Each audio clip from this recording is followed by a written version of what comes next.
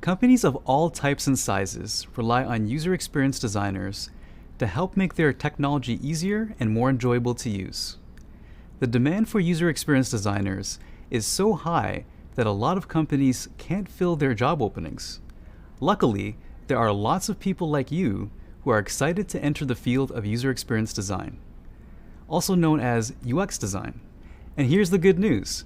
UX designers come from all kinds of backgrounds and experiences.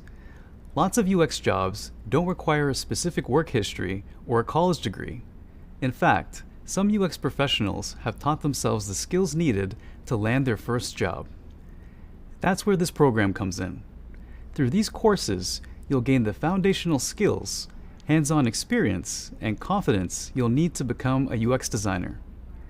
This program is for anyone who wants to find a job in UX design. And when you complete this program, you'll have the opportunity to share your information with top employers like Google that are interested in hiring entry-level UX designers. So, welcome to Google's Certificate in User Experience Design. We're so excited you're here. This program is split into 7 courses, with each course concentrating on a different part of UX design, from explaining the basics of UX design to designing your first prototype. Be sure to take the courses in order so you can build on your knowledge and skills as you go with every new assignment. Each of the 7 courses is broken down into weeks, and each week includes videos, readings, hands-on activities, discussion prompts, and quizzes. Whether or not you complete the material in a week is up to you. You have the flexibility to go at your own pace. Throughout this program, you'll learn how to conduct research, draw a wireframe, and create your own designs using tools like Figma and Adobe XD. You'll also complete 3 unique projects to demonstrate what you've learned and to earn your completion certificate. When you're finished, you'll have a portfolio of work, a polished resume, and interview skills to support you as you apply for jobs as a UX designer. Whether you've been experimenting in UX design for years, or you're completely new to the field, you can complete this program. Everything is entirely self-paced, which means you decide how much you want to do each week. Along the way, you'll learn from other Google employees or Googlers, each with their own unique perspectives and backgrounds. We'll share how we became UX designers, give professional tips, and provide you with a glimpse into our day-to-day work. Keep in mind, depending on where you work, your UX role might be general or specialized. Your responsibilities could vary widely from role to role. And so could the members of your team. We'll cover all that in more depth as we go. Because Googlers created this program, you'll learn the most practical information needed to launch your own UX design career. So let's meet your instructors. My name is Michael, and I'm an interaction designer in the Privacy and Data Protection Office at Google. I'll be your instructor for this course, where we'll cover the most fundamental principles of user experience design. I'm super excited to guide you through the first part of the program. Now I'll let the rest of the instructors introduce themselves. Hi, I'm Emily. I'm a senior UX researcher for Google Assistant. I'll be your instructor for user research, empathize, define, and ideate, which is about understanding your user and the design problem you're trying to solve. My name is Karen, and I'm thrilled to lead you in this next part of your UX design journey. I'm an interaction designer on the material design team at Google. We'll soon be creating storyboards, wireframes, and low-fidelity prototypes. I'm Jason, the head of equity engineering at Google. I'm your instructor for Course 4, where we'll use your newly acquired research knowledge to conduct studies and test those early ideas. Hi, I'm Kunal, a UX designer for the material design team. I'll be instructor for Course 5, where we'll cover how to create mockups and high-fidelity prototypes in Figma, a digital design program. I'm Dave, and I'm a UX manager on Google Maps. I'll introduce you to Adobe XD, which is a design tool you'll use to create the second project for your portfolio. I'll be there to guide you through each step as you design a responsive website. Hey, I'm Paolo, and I'm the Director of UX for YouTube Ads. I'll be your instructor for Course 7, where you'll create a third portfolio project and build a portfolio that's ready for the job market. And I'm Shabby, an interaction designer for the Central Accessibility Organization. I'll be stopping by throughout the program to show you how accessible and inclusive design should be included in every step of the design process. So you've met your instructors and heard a bit more about what you'll learn in this program. Coming up, we'll explore the field of user experience in more depth so you can decide if you want to pursue a career as a UX designer. Are you excited? Let's get started. Welcome to your first course. Anyone interested in UX design can complete this course because you don't need any previous experience in design and you don't need a college degree. In this first video, we'll cover the goals of the course and the history of UX design. UX designers help make technology easier to understand and more enjoyable to use. So when did the study of user experience, or UX, begin? Let's learn some quick history to get us up to speed. The phrase user experience was first coined in the 1990s by cognitive psychologist Don Norman as technology use expanded and evolved. Although the term came about relatively recently, the principles of user experience actually stretch back thousands of years, all the way to ancient China, where the practice of feng shui began. Practitioners believed that the arrangement of a physical space, like how furniture is positioned in a room, could bring someone luck or improve their health and happiness. Today, lots of different industries still rely on these same basic ideas. In the tech world, user experience mostly focuses on how people use or interact with products. In this course, we'll explore the foundations of UX design and why it's so important for consumers and businesses. We'll learn common terms, tools, and frameworks that UX designers use. We'll discuss how to plan and participate in design sprints, a common method for collaborating on projects. And finally, you'll begin to build your professional presence online, including starting your portfolio. To help keep track of what you're learning, you'll take practice quizzes and complete peer reviews and self-reviews. You'll get plenty of chances to go over the materials in practice. At the end of the week, you'll wrap up the course with a graded assessment to show what you know. So let's start at the beginning and learn the basics of user experience design.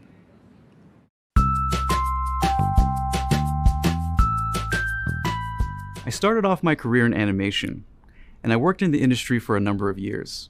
And at one point, when I saw the internet really maturing and I saw all the opportunities online, I started to realize that there was a bigger canvas there where I could display my work. So I felt that I could pivot to UX design and use some of my interaction design skills that I inherited from that industry to help me in my career in UX design. One of my first jobs in UX was working at a startup. And it was a really great opportunity because I had the chance to work through the whole UX pipeline, all the way from doing research, all the way to launching the product. So I had the opportunity to wear a lot of hats, and I got to work with a lot of different people outside of my UX field, like engineers and project managers and things like that. So it was a really great opportunity to try all these different things and also just to learn the craft of UX in a very deep way. And at that time, I was the only UX designer at the company, so I was also doing branding and marketing and iconography and basically everything you can think of under the sun. I came in knowing some of the skills that I needed, but I actually learned quite a bit on the job. Just from working and collaborating with other people, I learned the process along the way. The more websites or the more products that got shipped, is the more I learned about the process and the more I started feeling more comfortable. It was really exciting to see a product finally launch that we've been working on for so long. And it was also really rewarding to get feedback from users about what they thought of the product that I've designed. So I'm super excited about this certificate because of all the opportunities it's going to give people around the world. When I first got started in UX, there weren't a lot of opportunities available for resources to get started. So I feel that this certificate really will help everyone, regardless of what your background is, regardless of whether you have a background in UX design or visual design or anything. you can get started with a certificate and you can get a really great foundation and get the UX design job of your dreams. Hi, my name is Michael, and I'm a UX designer at Google. Hi again. Earlier we discussed how UX designers help make technology easier to understand and more enjoyable to use. In this video, we'll define user experience and UX design. We'll review why UX design is important for consumers and businesses. Let's get started. The user experience is how a person, the user, feels about interacting with or experiencing a product. And a product is a good, service, or feature. It might be a physical product, like a video game controller, or a bag of potato chips, or a technology product, like an app, website, or smartwatch. There are many things that can make up a good user experience. In this video, we'll highlight some of them. For example, for a user to have a good experience, the product needs to be usable, equitable, enjoyable, and useful. Let's break that down. To begin, user experience is about improving usability, or making something easier to use. This means that the design, structure, and purpose of the product are clear to everyone. Think about a ketchup bottle. Historically, ketchup came in a glass bottle. The user had to hit the bottom of the glass to make ketchup come out. Often, no ketchup, or too much ketchup, would come out of the bottle. Today, the ketchup bottle has been redesigned into a plastic, squeezable bottle, which makes it easier to use and allows users to control how much ketchup comes out. UX designers need to think about every person who uses the product. This might include people with disabilities or people with very different life experiences from your own. For example, one user might find an app with a lot of text easy to use.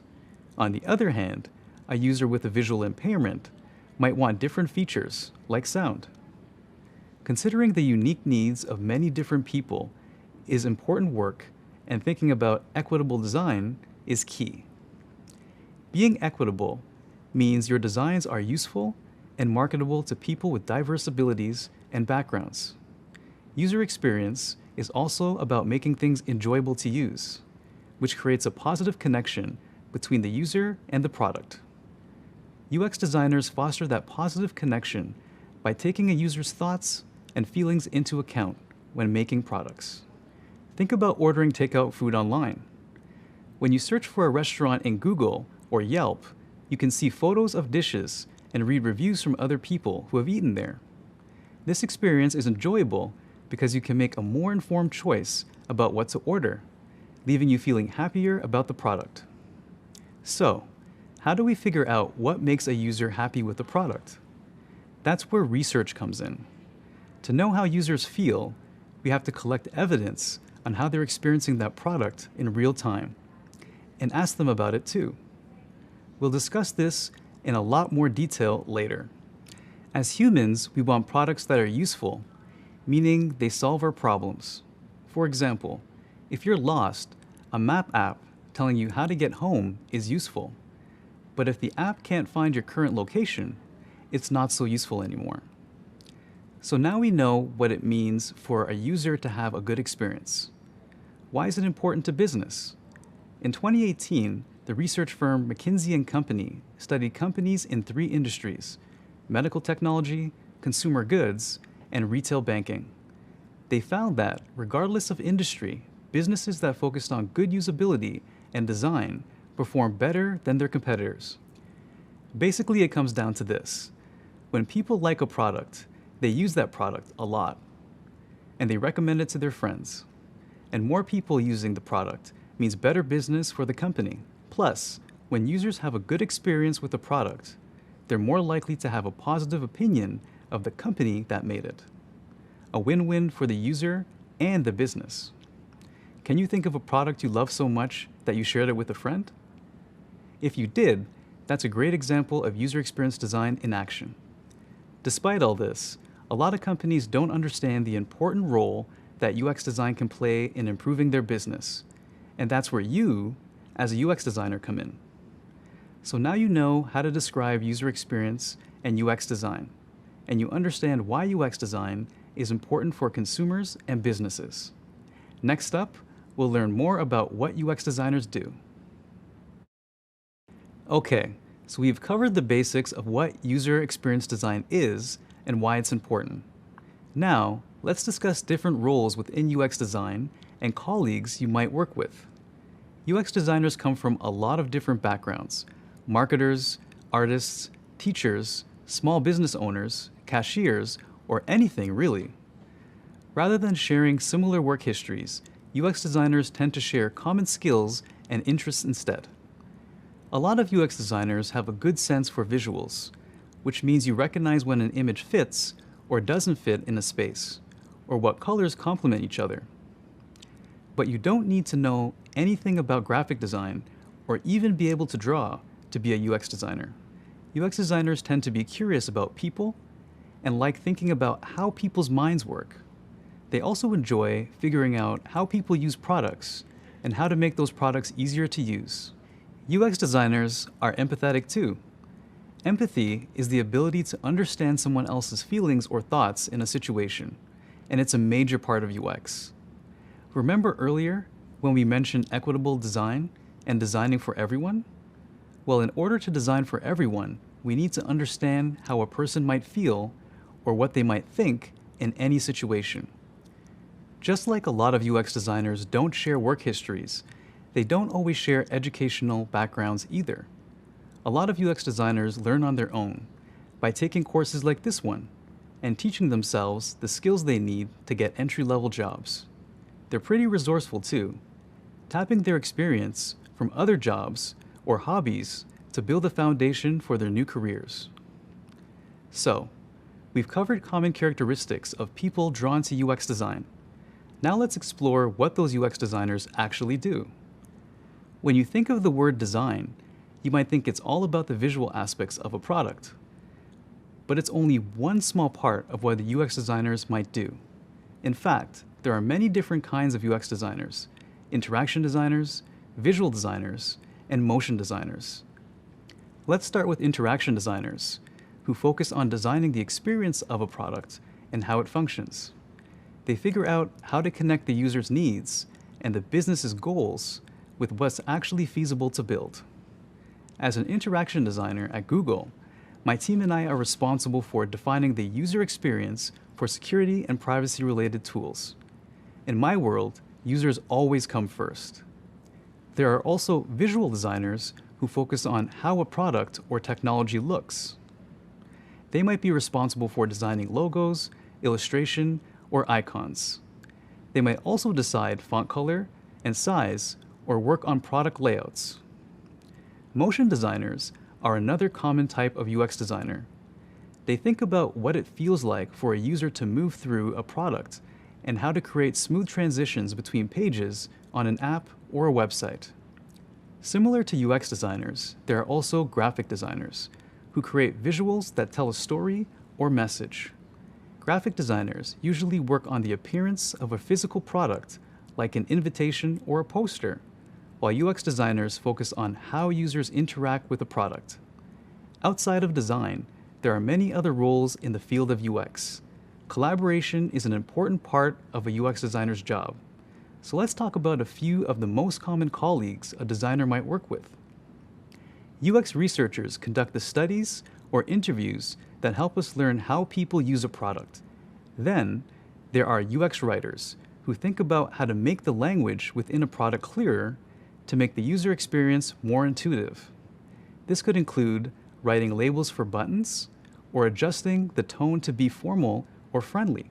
Next up, we have production designers, who often act as a bridge between interaction designers and engineers. They make sure the first and final designs match in the finished product materials and that the assets are ready to be handed off to the engineering team.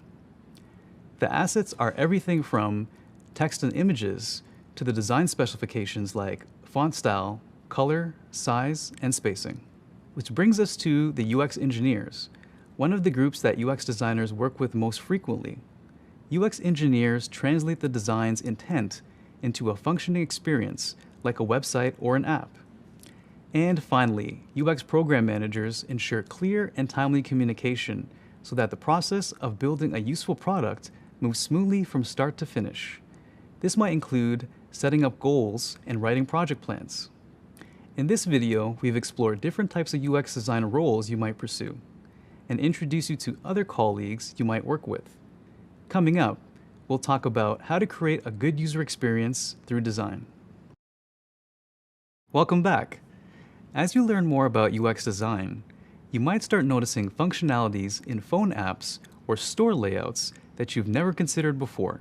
Have you ever created an account on an app and had no idea what to do next? Or have you pressed a button only to find out that what you thought was going to happen didn't? Predicting user roadblocks and potential design mishaps is what good UX design is all about. In this video, we'll explain what makes a user experience design good or poor. It might seem like a good design is based on personal preference, but most designs that are considered poor or unpleasant for the user don't reflect the user's needs. Think about a product as simple as a door. Have you ever tried to leave a room, pull the door handle, but the door didn't budge? That's because you were supposed to push the door handle, not pull it.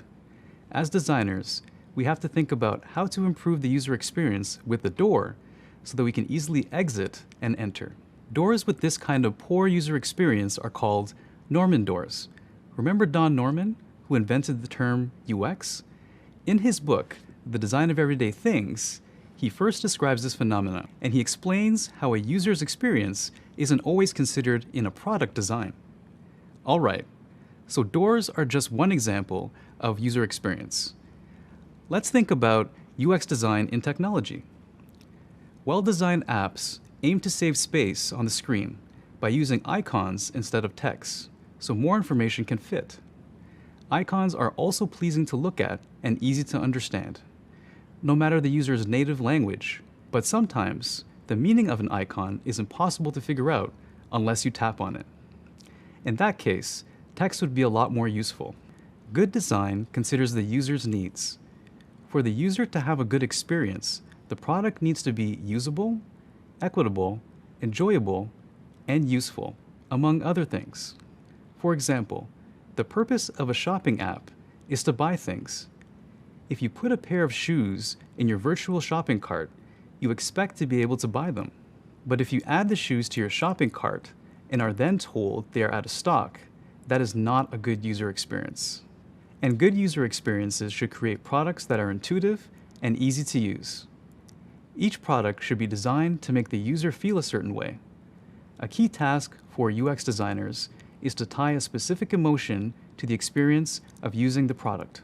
So, start paying attention to the things you use every day, the direction you have to turn the faucets in your bathtub, the way your baby's pajamas button, what error messages on your phone mean, and which way to open doors.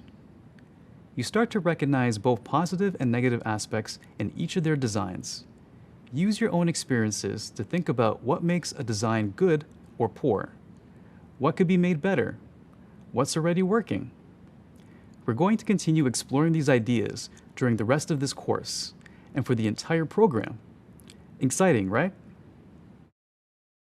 So far, we've explored the different types of UX designers. Over the course of this program, you'll become much more familiar with the most important tasks that UX designers do. You might even be drawn to a particular path or specialty. To get started, let's identify some typical responsibilities of entry-level UX designers: researching, wireframing, prototyping, creating information architecture, and communicating effectively. Entry-level UX designers start their careers by doing a lot of tasks to learn the basics. One of those tasks might be research. UX designers use research to understand audiences and learn about their backgrounds, demographics like age and location, motivations, pain points, emotions, and life goals. There's a lot to learn about users and their preferences, and UX designers want to discover as much as they can in order to inform their product's design. An entry-level designer also creates wireframes. A wireframe is an outline or a sketch of a product or a screen. It helps the designer figure out how a page is arranged, where each piece of a product fits in with the others, and how users will likely interact with the product. Wireframing is one of the first steps designers take when building a new product or feature. It's done after or at the same time as the research. We can wireframe by drawing on paper or digitally on a computer. Here are some examples of wireframes I've done. This is for a web page on Google's transparency report. Notice that they're just basic drawings, but you can tell what goes where. These wireframes were designed to demonstrate the basic structure of the page to gain support from key stakeholders, people with a business interest in the final product. A UX designer will also create prototypes. A prototype is an early model of a product that demonstrates functionality like a wireframe, but a lot more advanced. While a wireframe gives you a general idea of where things go and how the product will function, a prototype illustrates a progression from one screen to the next. We can draw prototypes on paper, create a physical prototype, or build a digital prototype. Here's a prototype for Google's transparency report that I created. And here's the final version.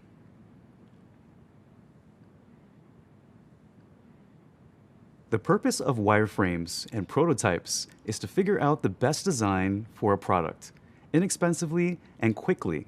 Another responsibility of an entry-level UX designer might include creating the information architecture, which is the framework of a website or how it's organized, categorized, and structured. For example, when you click the File menu on a word processing application like Google Docs, you expect certain options like New or Print to appear in the drop-down menu. Or when you click on a company's homepage, you expect to find a link to an About page. That structure is the website's information architecture. Finally, an entry-level UX design job, like many jobs, also requires a lot of communication, like meetings with colleagues, writing emails, creating proposals, or pitching clients. So in short, entry-level UX designers should know how to research, wireframe, prototype, create information architecture, and communicate effectively. Your exact responsibilities will vary depending on where you work and how specialized you need to be for your particular job. Up next, you'll learn about being a generalist or a specialist and what that means for your career options. Intrigued? Let's go.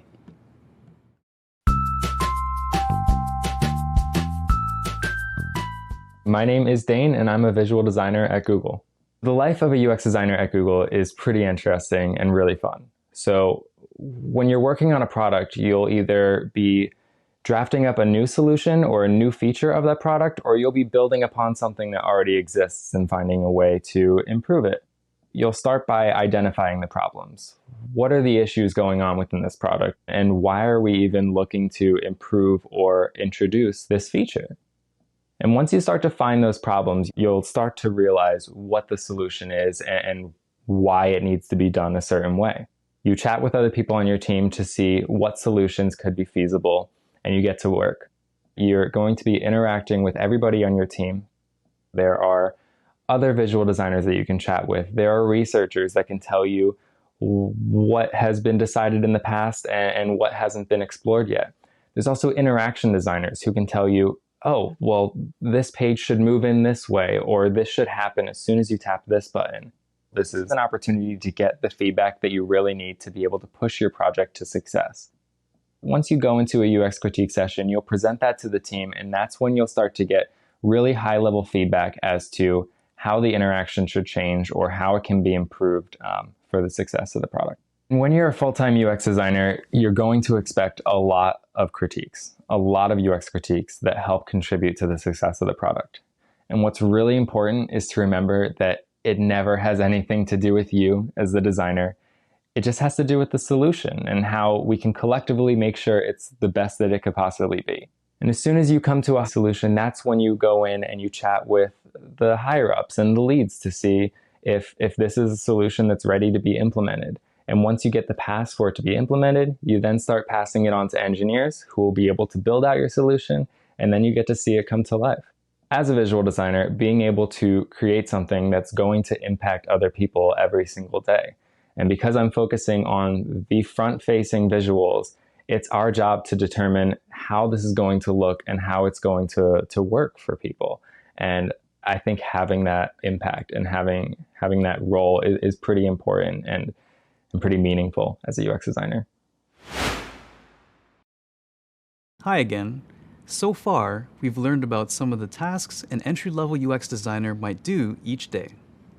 We've also mentioned that your role might differ depending on where you work. In this video, we'll explain the differences between generalist, specialist, and T-shaped roles in UX design. A generalist is a UX designer with a broad number of responsibilities. Most UX designers begin their careers this way, doing various tasks. For example, you might do a bit of interaction design work, a bit of visual design work, and more. One benefit of being a generalist is that you get to try out roles and find a specialty that you're passionate about. Generalist UX designers are common at smaller companies with fewer employees, as these companies don't have big design departments, so you might have to wear many hats. A generalist might be responsible for a combination of user research, branding, user flows, UX writing, visual design, prototyping, production design, information architecture, and usability testing, among other things. Most generalists start their roles knowing about one or two of these topics. They learn about other areas on the job from their colleagues or mentors. UX generalists can also continue their education through professional development, doing their own research to keep up with industry trends and participating in online UX communities to learn from other designers. On the other hand, if you become really interested in one part of UX design, you might find your niche as a specialist. A specialist dives deep into one particular UX design role, like interaction, visual, or motion design. While a generalist has a breadth of knowledge, a specialist has more depth of knowledge in one kind of UX design.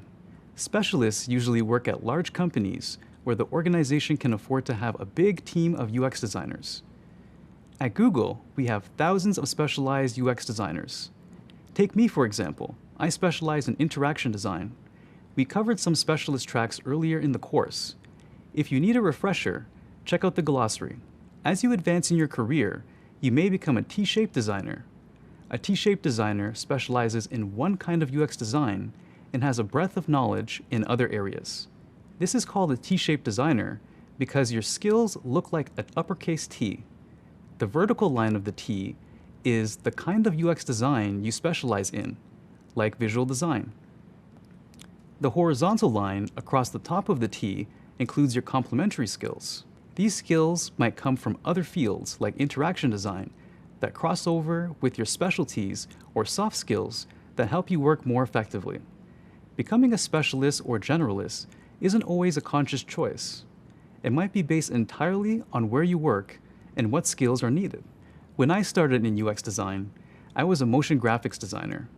Then I worked on video games, apps for businesses, and apps about financial technology. Now that I work at Google, I focus on privacy as an interaction designer. The more experience you get in the industry, the broader your perspective. You'll be exposed to a lot of different companies, design principles, and work styles, and you'll learn how each one can better inform your designs.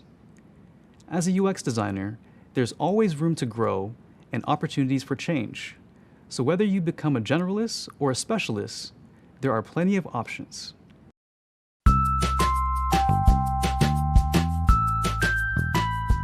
My name is Erica, and I'm a senior visual designer. A visual designer is someone who uses iconography, typography, color, space, and textures in their products to create consistent and accessible design patterns. For example, if you were to look at an app, pretty much anything you see on the surface, the buttons, the colors, the typography, the white space around all of those elements is what a visual designer would be responsible for. During my last year of college, I worked at a web design and development agency where I got a ton of experience with graphic design and actually UX design before I even knew what that was. From there, I went to work at a startup called Waze before they were acquired by Google. And there I was hired just as a general designer, where I worked on things like our website, our app, designing little icons, illustration, research. I was considered a generalist, and I worked on a lot of different design roles. From there, we were acquired by Google, and so my role became a little bit more formalized, and I was technically a UI designer, but I still was a generalist, and I worked a lot on marketing design, the app UX, and as well as a lot of web design for things like dashboards and analytics. I kind of branched out to the visual design path at Google, and that's what I've been ever since for the last few years. As a generalist designer, you work on a bunch of different things, from interaction design and visual design to user research. This would typically happen at maybe a startup or an agency where you work on a variety of different projects. And your responsibility depends on whatever hat you need to wear that day. Some of the benefits of being a generalist designer are that you can learn a ton, and oftentimes this will be in like a fast-paced environment. So you don't really have time to stop and really go deep into any of these roles. Rather, you just learn by doing, and it's a really quick and effective way of seeing what all the possibilities are within UX. At bigger companies, there are specialist designers. For instance, at Google, there are interaction designers, visual designers, UX engineers, UX writers, and UX researchers. For these roles, the expectations are a little bit more clear for you. So you'll be evaluated based on what work you're doing specifically within a product. So a UX writer will be responsible for all of the copy and all of the strings throughout any product you might see. And they are, within their team, known to be the expert in their field. The benefits of being a specialist are that the expectations are very clear for what your role is, and there are a ton of resources that you can continue to just develop your expertise. And what I like about being a specialist is that I know that anyone on my team trusts and knows my work and can come to me with any of their visual design problems. Having been both a generalist and a specialist, I've really, really enjoyed both. And especially earlier on in my career, being a generalist, it was a really good way for me to ramp up on all things UX. I got to work on such a variety of projects, and it really, really helped me hone my craft. Once I had been in the UX space for a while, I realized that I really was kind of more drawn to visual design challenges, and that's what kind of led me along the visual design path. And so now, being a specialist, it feels good to know that you're kind of an expert in your field. And so I can definitely see the benefits in both being a generalist and a specialist, and maybe more so being a generalist when you're first starting out. So far, you've learned about common responsibilities of UX designers and the types of roles that UX designers might have. But, like many people, UX designers don't work alone. They work on cross-functional teams that might include other designers, engineers, researchers, product leads, or program managers. In this video, we'll discuss how these cross-functional teams work together to build a product. Imagine you're working on an app for ordering food. You and your team want to build a new feature that shows users restaurants that offer allergen-free meals. The product lead decides the scope of the project. The UX researcher tries to understand user trust, like whether users will trust the information about allergens or trust the app itself. The interaction designer figures out the flow for ordering, like how to include allergen-free foods in the search filter. The visual designer thinks about how to make it easy for users to find allergen-free foods in the product. These UX designers create wireframes and prototypes to show the experience that users will have in the app. The engineers bring these wireframes and prototypes to life and create ways for restaurants to each add information about their allergen-free options. As you might have noticed, it's important for UX designers to collaborate with engineers because engineers build the final product. This collaboration happens throughout the entire process. There are multiple opportunities for UX designers and engineers to provide feedback to each other to make their changes together. There are a lot of moving parts here. This is where the program manager comes in, to ensure clear and timely communication across the team, so the process of building useful apps moves smoothly from start to finish. Every team and team member has a different task to complete, but ultimately, they all have the same goal: to build a product that's usable, useful, equitable, and enjoyable for users and businesses. Coming up, we'll discuss the types of companies UX designers work at. I think you'll be pleasantly surprised by how many options you have. Welcome back. So far, we've discussed why user experience is important, the job responsibilities of a UX designer, and the teams that UX designers often work with. Now we're going to explain the types of companies you could work at as a UX designer, and how your job may differ depending on that company's size and industry. Say you're hired by a startup or a small business. First, what's a startup? Well, in simple terms, a startup is a new business that wants to develop a unique product or service and bring it to market. Startups generally have tight budgets and few employees, so each person has to perform a variety of jobs and move quickly. If you're a UX designer at a startup or other small businesses, you'll likely be a generalist. Designers at companies with fewer employees get involved in many parts of the business. You might be responsible for both interaction and visual design, conduct user research, or even help with marketing. Talk about having a lot of jobs to do. Working at a startup or small business can be stressful, but also very rewarding. You'll learn quickly, so it can be a great way to launch your career. Another job a lot of UX designers start out in is freelance. Freelancers work for themselves and market their services to businesses to find customers. As a freelancer, you get to pick projects that interest you, make your own schedule, and work with a lot of different brands.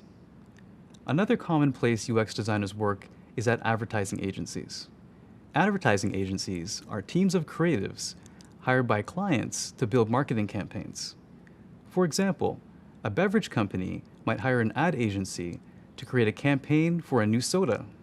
As a UX designer, you might be responsible for developing wireframes and designs for digital products for the new campaign.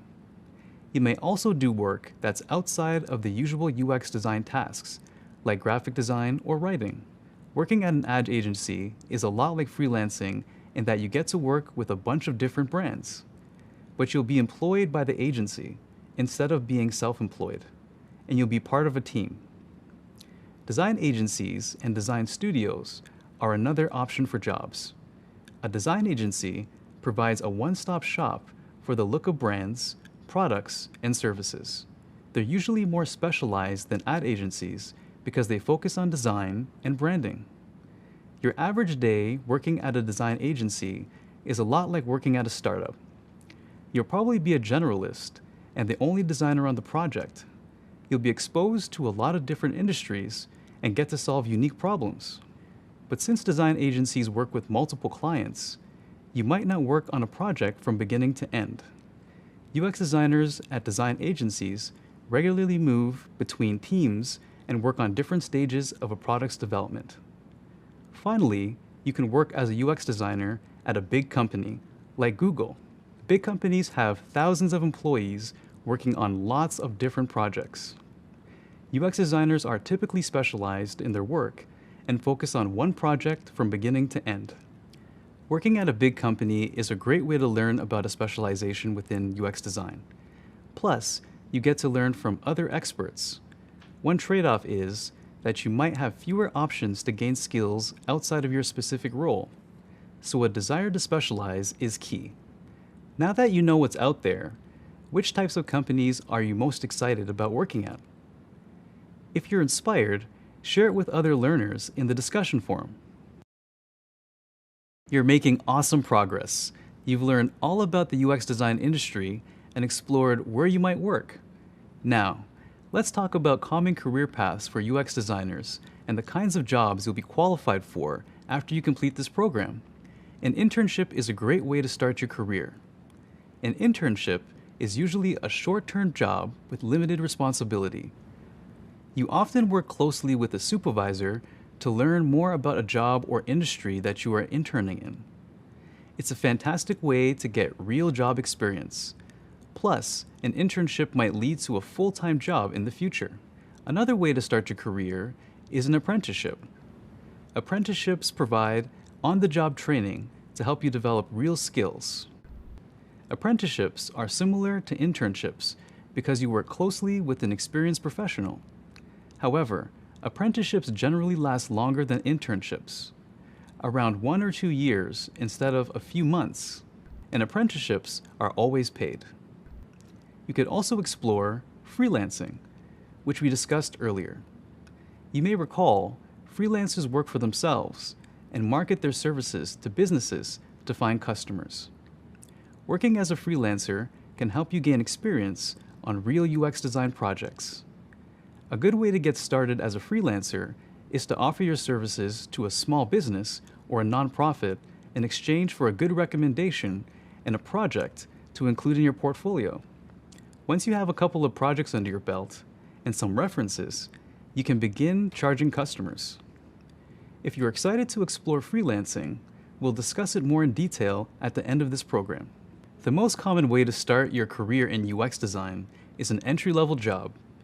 Entry-level jobs are roles that do not require prior experience in the field. The skills and portfolio pieces you'll develop in this program will help you get started as an entry-level UX designer. Plenty of companies might be interested in hiring someone who's completed this program and produced a portfolio of outstanding work, someone like you. A job that says it requires a year of experience might instead accept your certificate and portfolio as proof that you have the skills for the job. It clearly communicates your value, so don't limit yourself.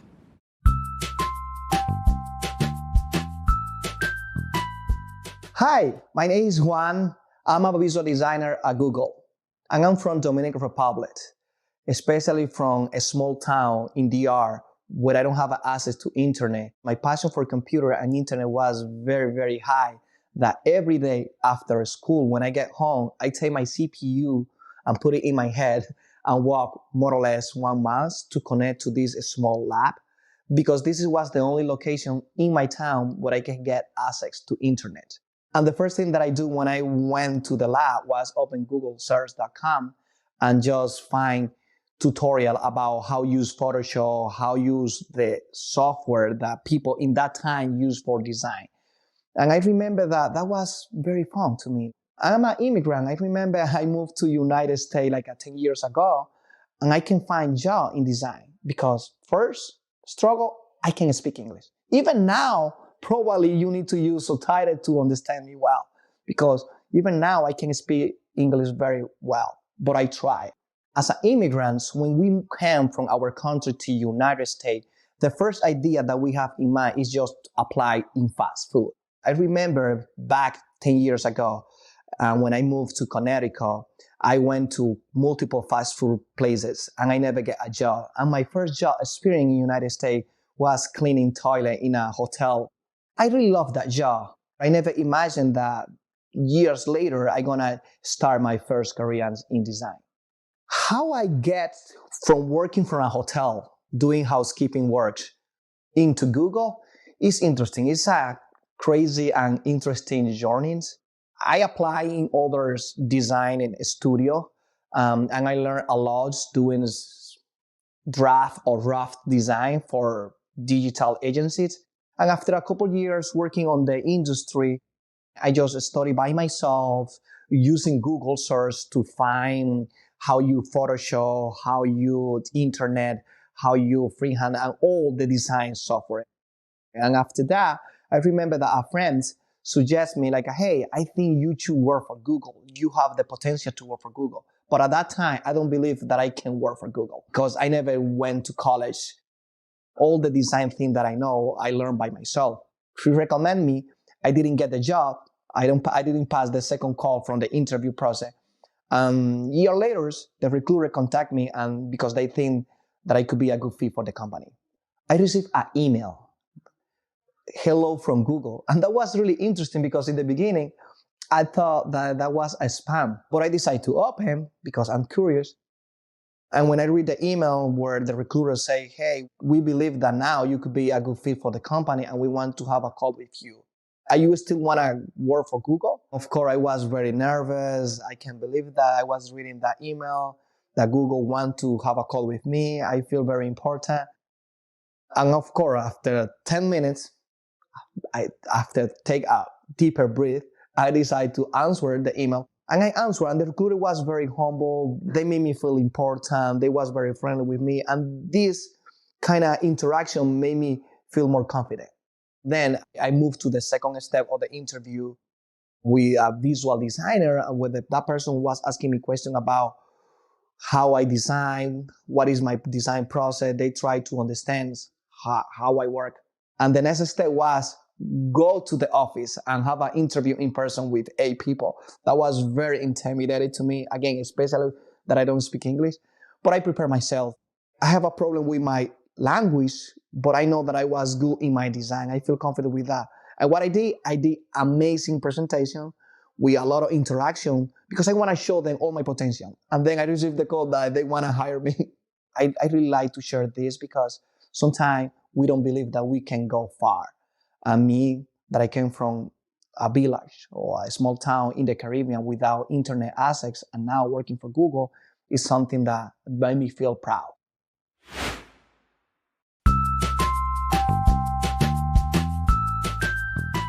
My name is Mike, and I'm a design manager at Google. Growing up, I always had a computer in the house, and mostly we would play games and things like that, but we learned to be comfortable with a PC early on. When I was in high school, I was in a drafting class, and we used computers to draw.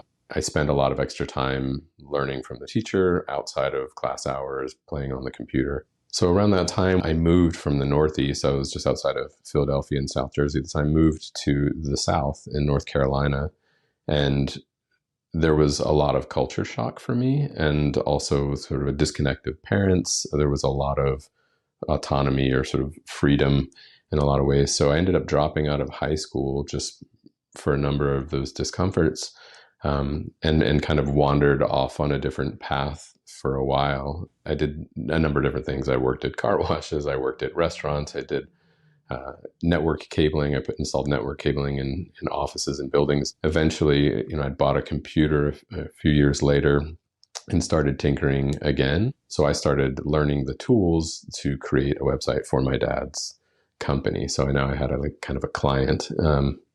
And I just learned. I just kept learning one thing after the other. I'd build it, design it, publish it. And then I started wanting to make it do more. And I wanted it to have some functionality. So I started learning simple scripting, and it just kind of continued to evolve from there.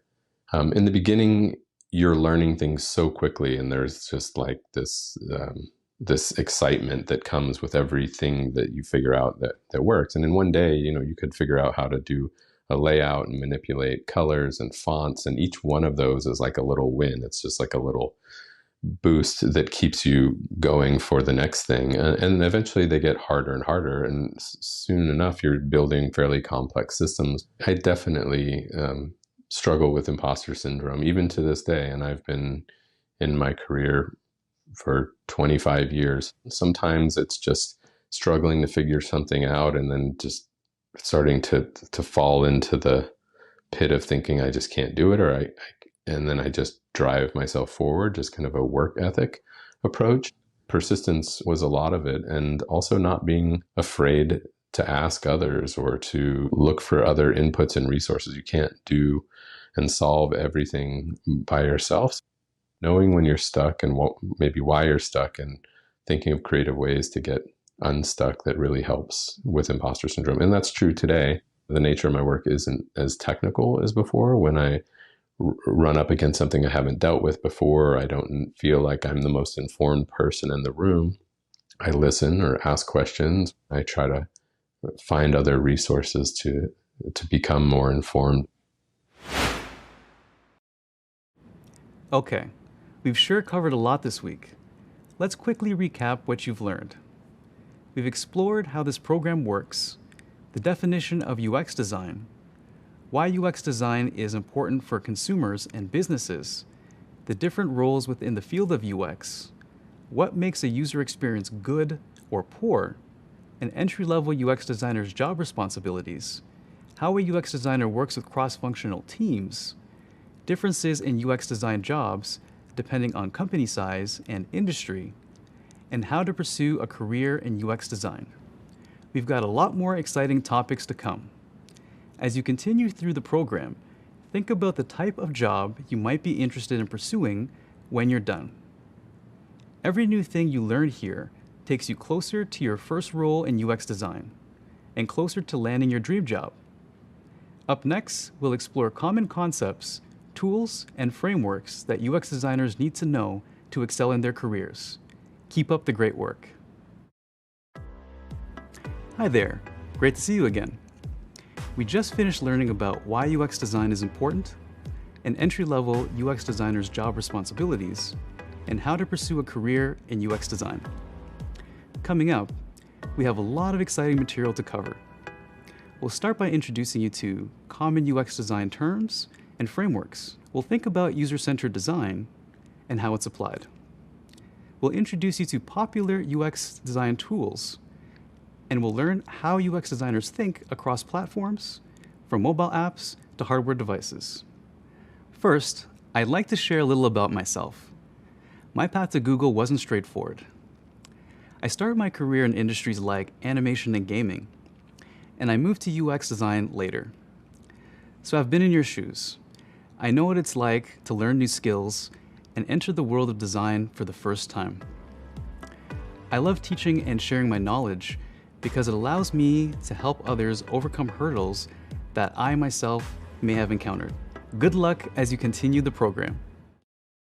So, let's start by identifying the difference between user and end user. In the field of user experience design, one of the most important terms is user. A user is any person who uses a product. In addition, the end user is the specific audience a UX designer creates something for. Our goal as UX designers is to think about problems and needs from the end user's perspective and design an experience to meet those needs. Think of it like this. An animated movie about talking cars is designed with kids ages 5 to 7 in mind. Those kids are the movie's end users, but adults and teenagers will be in the audience too. So they're also users. User experience is how a person, the user, feels about interacting with or experiencing a product. Do you think everyone in the theater experiences the movie the same way? Not likely. But if the end users, 5 to 7-year-old kids, stay focused, laugh a lot, and cheer at the end, it's safe to say it was a good user experience. On the flip side, if those kids don't want to watch the movie again, they probably had a bad user experience. When it comes to evaluating user experience, there are a few key questions to examine. Is the product easy to use? Is the product equitable? Does the product delight the user? Does the product solve the user's problem? Answering yes to these questions are all goals of a good user experience, as we previously learned. And these are questions UX designers are constantly asking themselves to create great user experiences.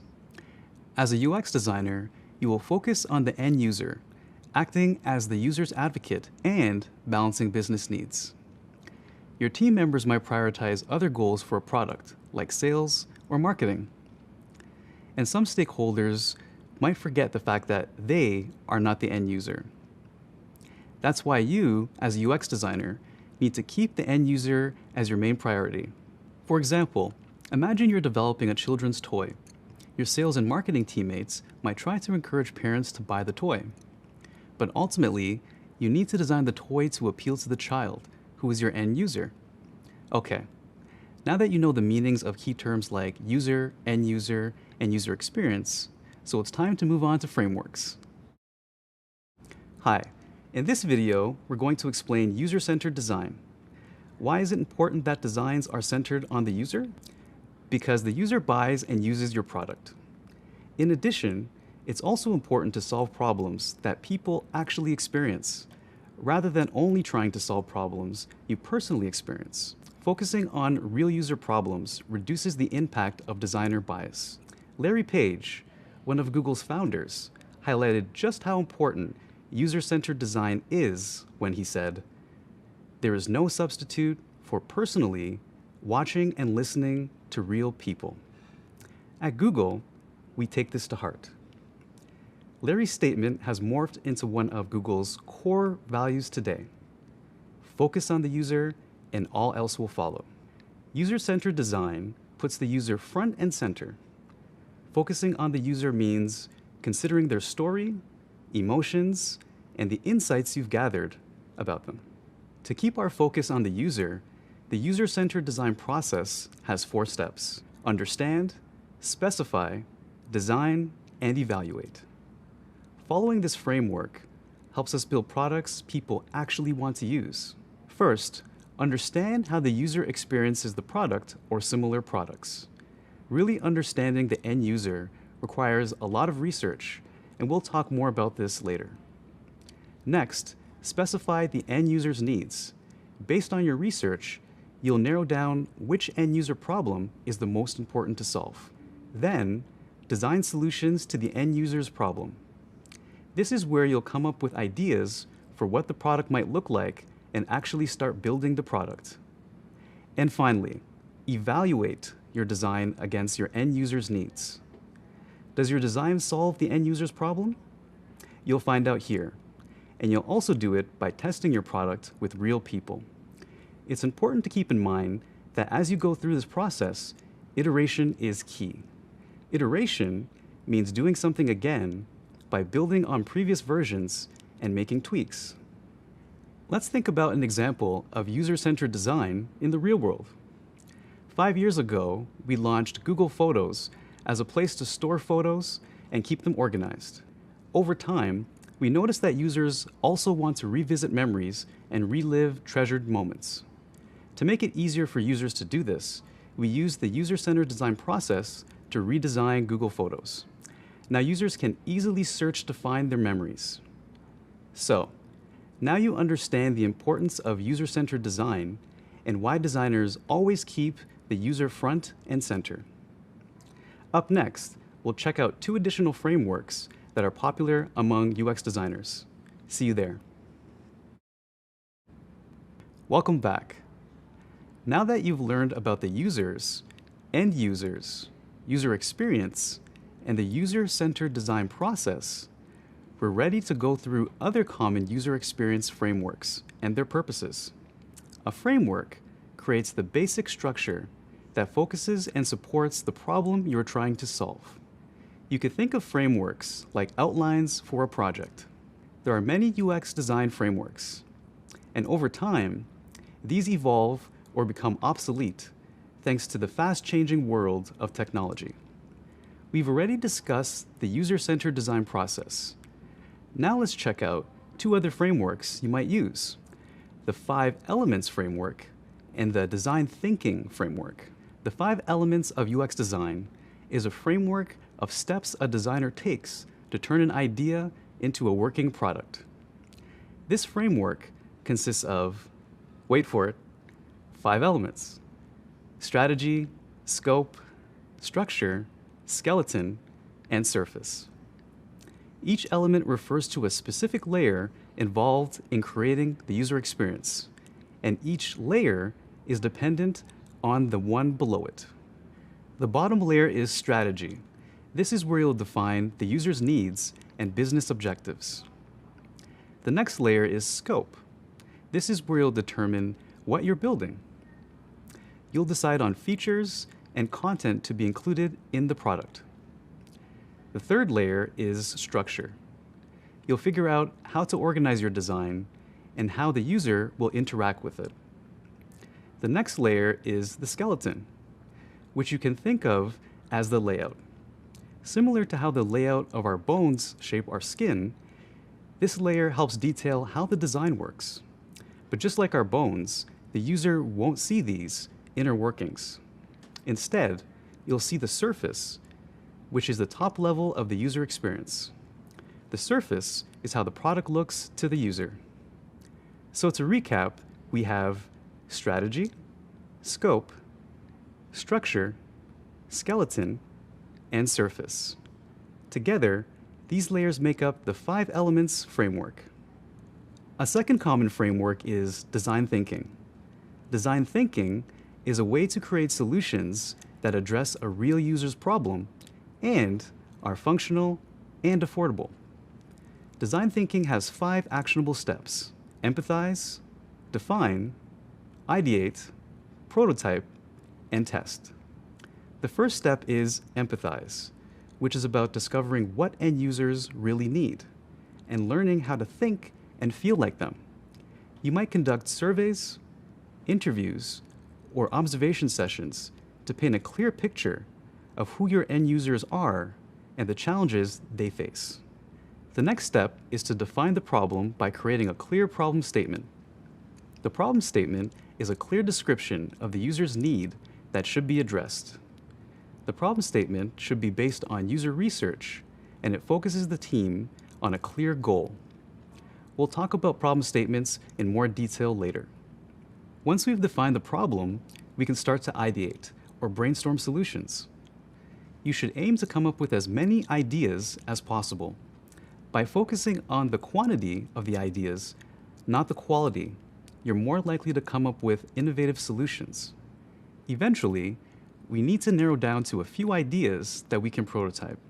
A prototype is a scaled-down version of a product that shows important functions. You should have a clear goal for your prototype in mind. And finally, we test the prototypes with users. Testing keeps the user front and center, as it gives users an opportunity to provide feedback before the product is built. Based on user feedback, you can make changes and improvements, or come up with a completely new idea. Okay, now you know 3 of the most used frameworks in UX design: the user-centered design process, the 5 elements framework, and the design thinking framework. Adapting any of these frameworks to suit your specific design needs is really important. Depending on what company, team, or project you work on, you won't use the same framework every time. Coming up, my colleague Shabi will talk about inclusive design. Enjoy. Hey there, I'm Shabi, an interaction designer here at Google. My role focuses on scaling accessibility across Google's design systems. After high school, I wasn't really sure what kind of career would be a good fit for me. I was interested in technology, but I didn't have any technical knowledge, so I was afraid I wouldn't do well in the field.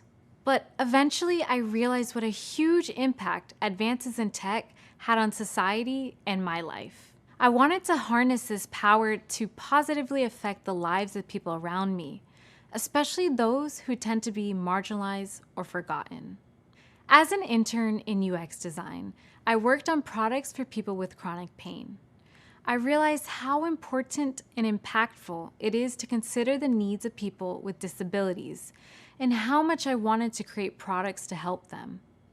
So I continued researching and empathizing with those who are disabled to understand how I could uplift them with my work. It's a passion I'm looking forward to sharing with you during this program. So far, you've learned about user-centered design, which concentrates on meeting users' needs. As we mentioned before, there are many UX design frameworks, and those frameworks change over time. In this video, we'll talk about 3 more ways to put the user first in your designs: universal design, inclusive design, and equity-focused design. Let's start from the beginning. When designers began considering how to include an even broader range of people in their designs, they called it universal design. Universal design is the process of creating one product for users with the widest range of abilities and in the widest range of situations. Think of it like a one-size-fits-all approach. Designers propose one solution for everyone. The problem is that when you focus on creating one solution for everyone, the designs lose their effectiveness. It's often difficult to achieve any goals with your product when you have so many intended users. It's like when you go to a store that sells a hat in just one size. The label might read, "One size fits all," but the hat still won't fit a lot of people. Universal design had the same problem. even though it had the intention of being inclusive, it excluded a lot of people. It turns out one size fits all isn't a great solution. As UX designers realized that universal design didn't meet the needs of every user, the approach to including people began to change. Designers started thinking about the concept of inclusive design, which focuses on finding solutions to meet different needs. Inclusive design means making design choices that take into account personal identifiers like ability, race, economic status, language, age, and gender. Inclusive design includes researchers and designers from traditionally excluded populations in the process, so they can provide their unique perspectives during all phases of the design process. If universal design is a one-size-fits-all solution, then inclusive design can be described as solve for one, extend to many. With inclusive design, you solve for one type of user, and the benefit of that solution can extend to many other types of users. Our goal as designers is to build experiences that are accessible to users with the widest range of abilities. In other words, no one should be excluded from using a product that we built because we didn't consider their needs when building it. In inclusive design, there's no such thing as normal. There's no average person or target audience that we should design for. For example, when designing, we focus on the needs of people who are blind and deaf, even more than we consider the needs of those who rely on their sight and hearing to communicate. Then, as we build more versions of a product, we design for additional excluded groups, like those with physical or cognitive disabilities. Designing products, devices, services, or environments for people with disabilities is called accessibility. Accessibility is just one aspect of inclusive design, and we'll explore accessibility in more detail later. But keep in mind that the idea of solve for one, extend to many only benefits the group the design was created for and existing users. Many groups are still left out. Over time, UX designers realized that inclusive design wasn't always enough. And that's where we find ourselves today, as equity-focused design becomes a new industry goal. Equity-focused design takes the idea of inclusive design one step further. It asks designers to focus on designing for groups that have been historically underrepresented or ignored when building products. The goal of equity-focused design is to uplift groups that have been excluded historically. In order to design with equity as a goal, we first need to know the difference between equality and equity. The two words sound similar, but they're actually two different concepts. Equality means providing the same amount of opportunity and support to all segments of society. In other words, everyone gets the same thing. Equity means providing different levels of opportunity and support for each person in order to achieve fair outcomes. To better understand the difference between equality and equity, check out this illustration. The illustration on the left represents equality because every person gets the same box to stand on. But because each person is a different height, the tallest person has a better view. The illustration on the right represents equity because each person is given what they need. The shortest person is given the tallest stack of boxes to stand on. So, let's explore how this relates to design. Equity-focused design is a newer concept in UX and one that we often discuss at Google. Instead of building products for groups of people who are currently being excluded, which is the goal of inclusive design, equity-focused design seeks to build products that meet the needs of specific individuals and groups who have been excluded in the past. So what does this look like in the real world? Start by identifying a product you want to build. Then, think about the groups that have not been served by this type of product in the past. Finally, build your design while keeping the groups you identified as underrepresented front and center. It's important to keep in mind that equity-focused design doesn't solve all problems, just like inclusive design and universal design don't either. The key point is that these are all different approaches to solving issues of underrepresentation and designing for a more equitable future. These issues are massive, but vitally important. Often, schools and companies consider accessibility, inclusive design, and equity-focused design as methods to consider during the design process, but not as a requirement. But I'm a firm believer that every designer should know the basics of accessibility and why creating products for those who are underrepresented and excluded is a must. As you continue through your career, you'll gain more practice and understanding on how to implement these ideas. We'll get to some more applications of this soon. Hi there! Earlier, we introduced inclusive design as a method for making design choices that take into account personal identifiers like ability, race, economic status, language, age, and gender. And one of the biggest parts of inclusive design is designing for accessibility. In this video, we'll explore the concept of accessibility. First, we'll review what accessibility means in the field of UX design. Then we'll discuss how many people have a disability globally.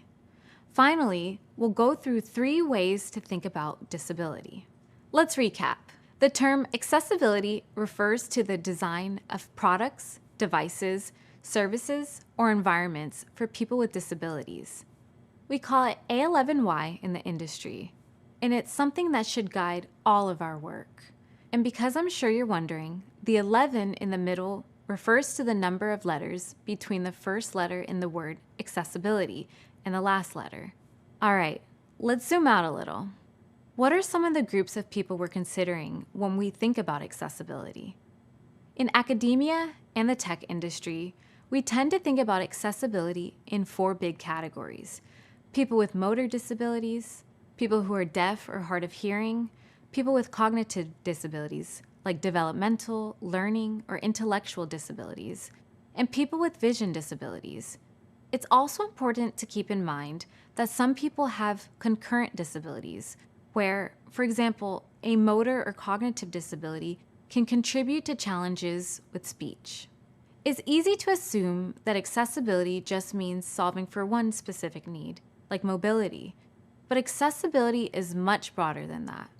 Accessibility is about making things accessible to all people, whether they have an obvious disability or not.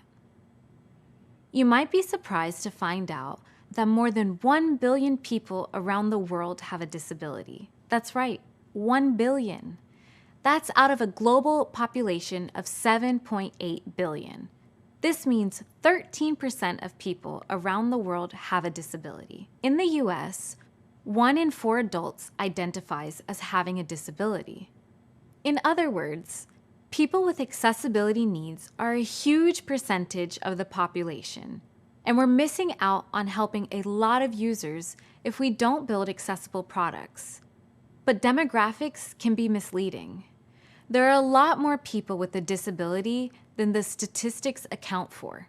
In the disability community and as UX designers, we focus on the social model of disability, which defines a disability as being caused by the way society is organized or how products are designed, rather than a person's ability or difference.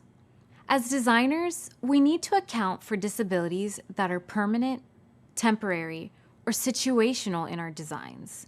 Someone with a permanent disability might have permanent loss of hearing, sight, or smell. Someone else might have a temporary impairment, like a broken arm or loss of hearing after a loud concert. We also need to consider situational challenges. Situational challenges often aren't considered legal disabilities, but we still need to solve them. An example of a situational challenge is when you're driving on a dark road late at night. Your vision is probably not as clear as it would be in the daylight, which is a situational challenge. Another example is if you're visiting a country where you don't speak the language. Your hearing is situationally limited. As UX designers, we need to keep all of these types of disabilities in mind as we design features or new products. Think about inclusive product features that increase magnification, like enlarged font, or features that help everyone understand videos, like closed captions. These features were designed to enhance the experience for people with a disability, but are used by a wide variety of people, and sometimes products that are originally adopted by the disability community can reach a wider audience. For example, when the typewriter was invented hundreds of years ago, it was an incredibly useful device for people who were blind. But most people who did not have a disability didn't see why it was necessary when they could just write with pen and ink. Later, the typewriter gained more mainstream popularity, and of course, much later, it inspired the design of personal computers. Here's the key takeaway. If we make the design of a product easier for people with disabilities, we also often make it a better experience for everyone else. Designing for accessibility isn't an obstacle, but a way to get our products to as many users as possible. We'll elaborate on how you can apply accessibility principles to your designs throughout the rest of the program. We'll explore the idea of equity-focused design in more detail later. So we've started discussing designing for accessibility, but as I've said, there's another important factor to being inclusive: equity-focused design. In this video, we'll discuss equity-focused design specifically as it affects race and gender. But keep in mind that this conversation extends beyond just race and gender to things like ability, age, and socioeconomic status. Let's explore how this applies to the field of UX. Equity-focused design means thinking through all the aspects of a design product and making sure the product is both accessible and fair to all genders, races, and abilities. Plus, the designs need to specifically consider underrepresented and excluded groups. Job applications and census forms are one area where gender and race need specific attention, because they usually involve collecting sensitive data from users. You might have already heard about the importance of having gender-neutral pronouns on these kinds of forms, but that's actually just a starting point. When designing these forms, you should also consider whether a certain question even needs to be included in the first place. Ask yourself why you're collecting this information and whether or not you really need it. For example, a job application probably doesn't need to include a question about gender identity. If a question does need to be on the form, like in a census that's collecting population data, carefully consider the wording and make sure it doesn't have a bias toward what's considered the culturally accepted norm. For example, imagine you have a form that asks respondents to select their gender. One form gives 3 choices: male, female, and other. The second form offers a wide range of choices: male, female, gender nonconforming, non-binary, and a blank field to allow for a written answer. The second form is much more likely to make everyone feel included, and it will also probably do a better job at gathering accurate data. Gender nonconforming means having a gender identity that doesn't conform to a society's gender norms. And non-binary means having a gender identity that's neither entirely male or entirely female. Another example of how equity affects gender is with public restrooms. If a business offers a men's room and a women's room, each with the same number of stalls, that would be an example of equality. However, that's not an equitable design. For one, people identifying as female often need more time, which means the bathrooms are more crowded. Plus, people who identify as gender nonconforming or non-binary are not included at all. Restrooms that are gender neutral, however, are an example of a physical space that's designed to treat everyone equitably. Everyone, no matter their gender identity, has the same opportunity to use each bathroom. Let's review a few ways this has played out in the tech industry. When voice assistants were first introduced at Google, they were trained primarily with male, native English-speaking voices. As a result, the voice assistants could easily understand and respond to male voices, but they had a hard time understanding female voices because of the higher pitch and voices of people with strong accents. When the product launched, users were extremely frustrated when the assistant could not understand them. This example highlights how testing with a diverse set of users can truly improve a product. Another important aspect of designing for equity is using inclusive images. Imagine you're designing an app and you need to create an illustration to use as a mock profile photo when a user hasn't added their own profile photo to their account yet. What does that illustration look like?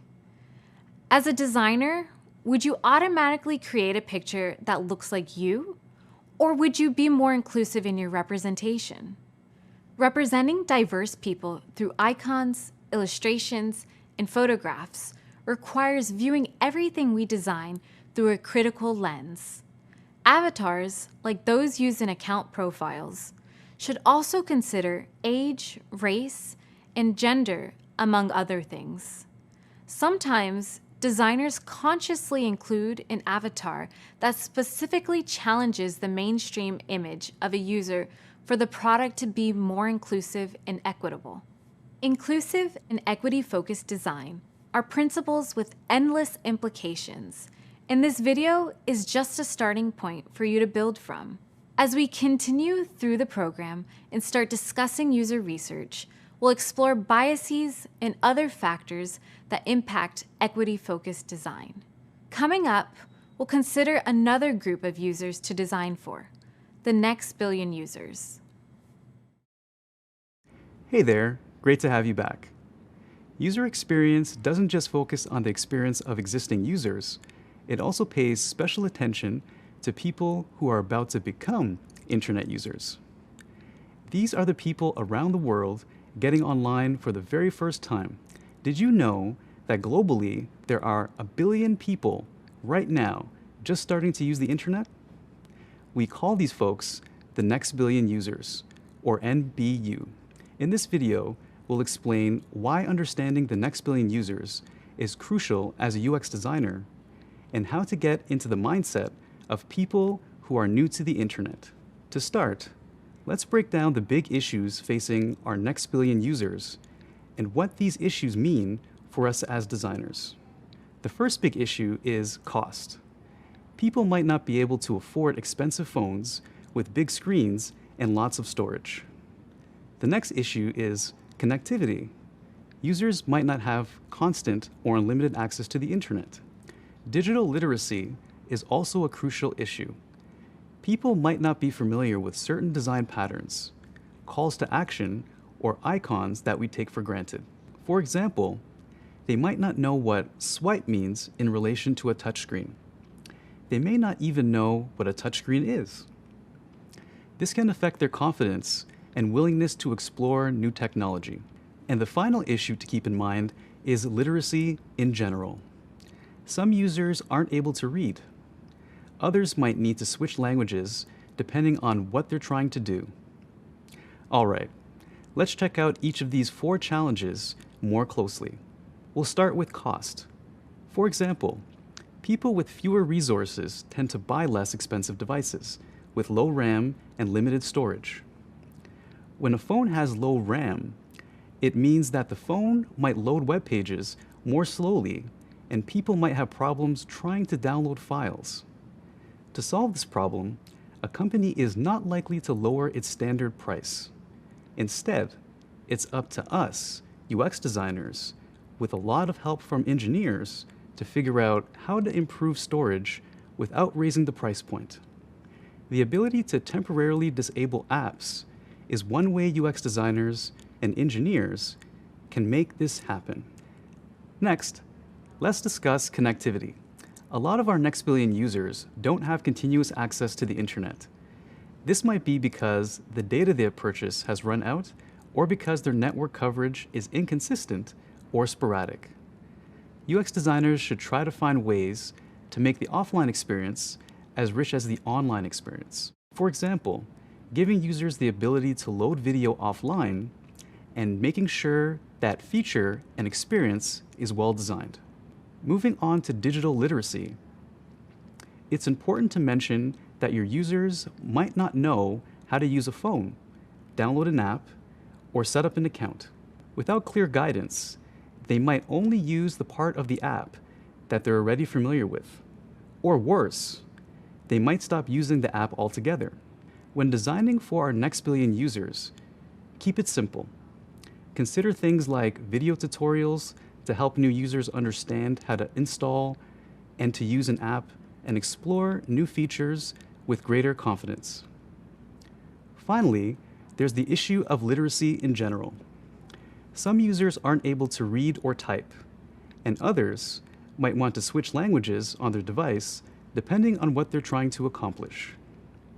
For example, a user might want to read in Hindi, but type using the English keyboard.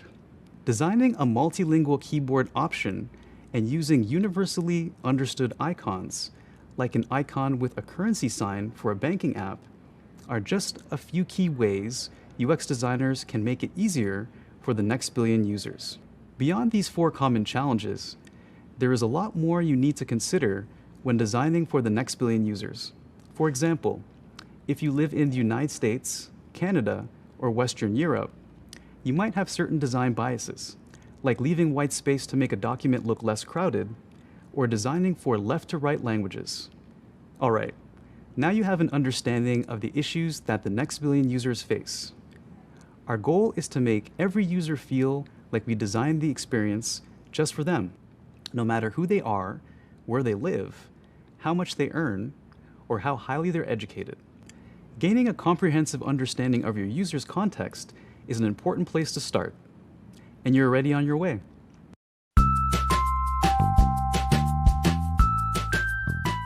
My name is Akhil, and I'm a UX designer at Google. I'm a part of the Next Billion Users team. We design products for users that are coming online for the first time. In my job, I make sure that people can interface seamlessly with technology. So an example of that would be, let's say you want to send your mom a text, and the phone has the capability to send a text. My job is to bridge that gap and make sure that you can tell the phone to send a text to your mom. Now, if done well, you won't be pulling your hair. The strange thing about UX design is that you won't really notice it if it's good design. You only notice it when it's bad. So there's about 1 billion users that are going to come online from countries like India, Indonesia, Brazil, Mexico. These users have slightly different constraints from users that we typically design for. One of them is that a lot of these users are using low-end devices. So what does that mean? It could mean that they don't have enough storage on their phone, which means they can't install a big enough app. So that's an example of using a low storage device. Sometimes they won't have access to data, or they'll have access to flaky data. So you want to make sure that your app works offline just as well as it works online. Another example could be literacy. A lot of these users aren't literate, or they might not speak English, whereas a lot of the internet is kind of serving people who speak English. So that's another thing to think about. How do we make multilingual interfaces, or how do we make interfaces that don't rely on language at all for someone who can't read? So an interesting example of this could be the music icon. Something as simple as a music icon that we take for granted, the music note, is something that a lot of people don't understand or they don't know what it means. The reason for that, we think, is because the music icon is a very Western classical music piece of iconography. And since a lot of our users aren't exposed to that, they don't actually know what that icon means. I think when technology is built correctly, it can be a very effective tool. So for things like navigating to a place, or finding a partner, or seeking information, or learning a new skill. I don't think your access to these things should be based on how old or new you are to technology. A lot of our users that are coming online for the first time aren't often confident with technology. And so to not design for them and not help them have access to the internet and to technology, it feels like a great disservice to them. So far, we've learned about popular user experience design frameworks and equitable design. Now, let's explain the advantages of using design tools. Later on, we'll teach you exactly how to use specific tools, and you'll begin to notice how awesome these tools can be. What are the advantages of using design tools? First, tools allow designers to prototype ideas and iterate on them. Second, tools make it easier for designers to test their prototypes. And third, design tools make it possible for multiple teams to work on the same product. UX designers use tools to create wireframes, prototypes, and more. Engineers use tools to make adjustments to the product before launch. Other teams, like marketing, use these tools to get a sneak peek at your new feature so they can create supporting content. Think of tools as a way to make designing easier and more collaborative. The two tools you'll use in this program are Figma and Adobe XD. As a learner, you'll have free access to both tools. The UX design industry evolves at a rapid pace. The tools UX designers use are constantly changing, so you'll learn new tools throughout your career. In addition, if you work at an agency or as a freelancer, you'll need to adapt the tools you use based on client requirements. The good news is, most design tools have similar features. Once you know one design tool, it's pretty easy to pick up a new tool. Keep in mind, tools are simply there to support your work. It's most important that you learn how to think like a designer. We'll go into more details about how to use tools like Figma and Adobe XD later. Soon enough, you'll be bringing your ideas to life. Welcome back. We just finished learning about the advantages of using design tools. Now, we're going to talk about why UX designers need to keep different platforms top of mind as they build user experiences. A platform is the medium that users experience your product on, such as desktop, mobile web, mobile apps, tablets, wearables, TVs, smart displays, and more. It's important to design with multiple platforms in mind because users want a product to look and feel similar no matter what platform they're using. In the past, UX designers could have focused on creating a website only for a desktop computer. But today, users might look at that same website on multiple platforms, like their mobile phone, smartwatch, and TV. UX designers now have to plan for a nearly infinite number of different devices and screen sizes. Even though UX designers need to think across platforms, it's important to focus on one platform first when you build a new product. The platform you select should be the one that best meets your end user's needs. Later, you can design for additional platforms.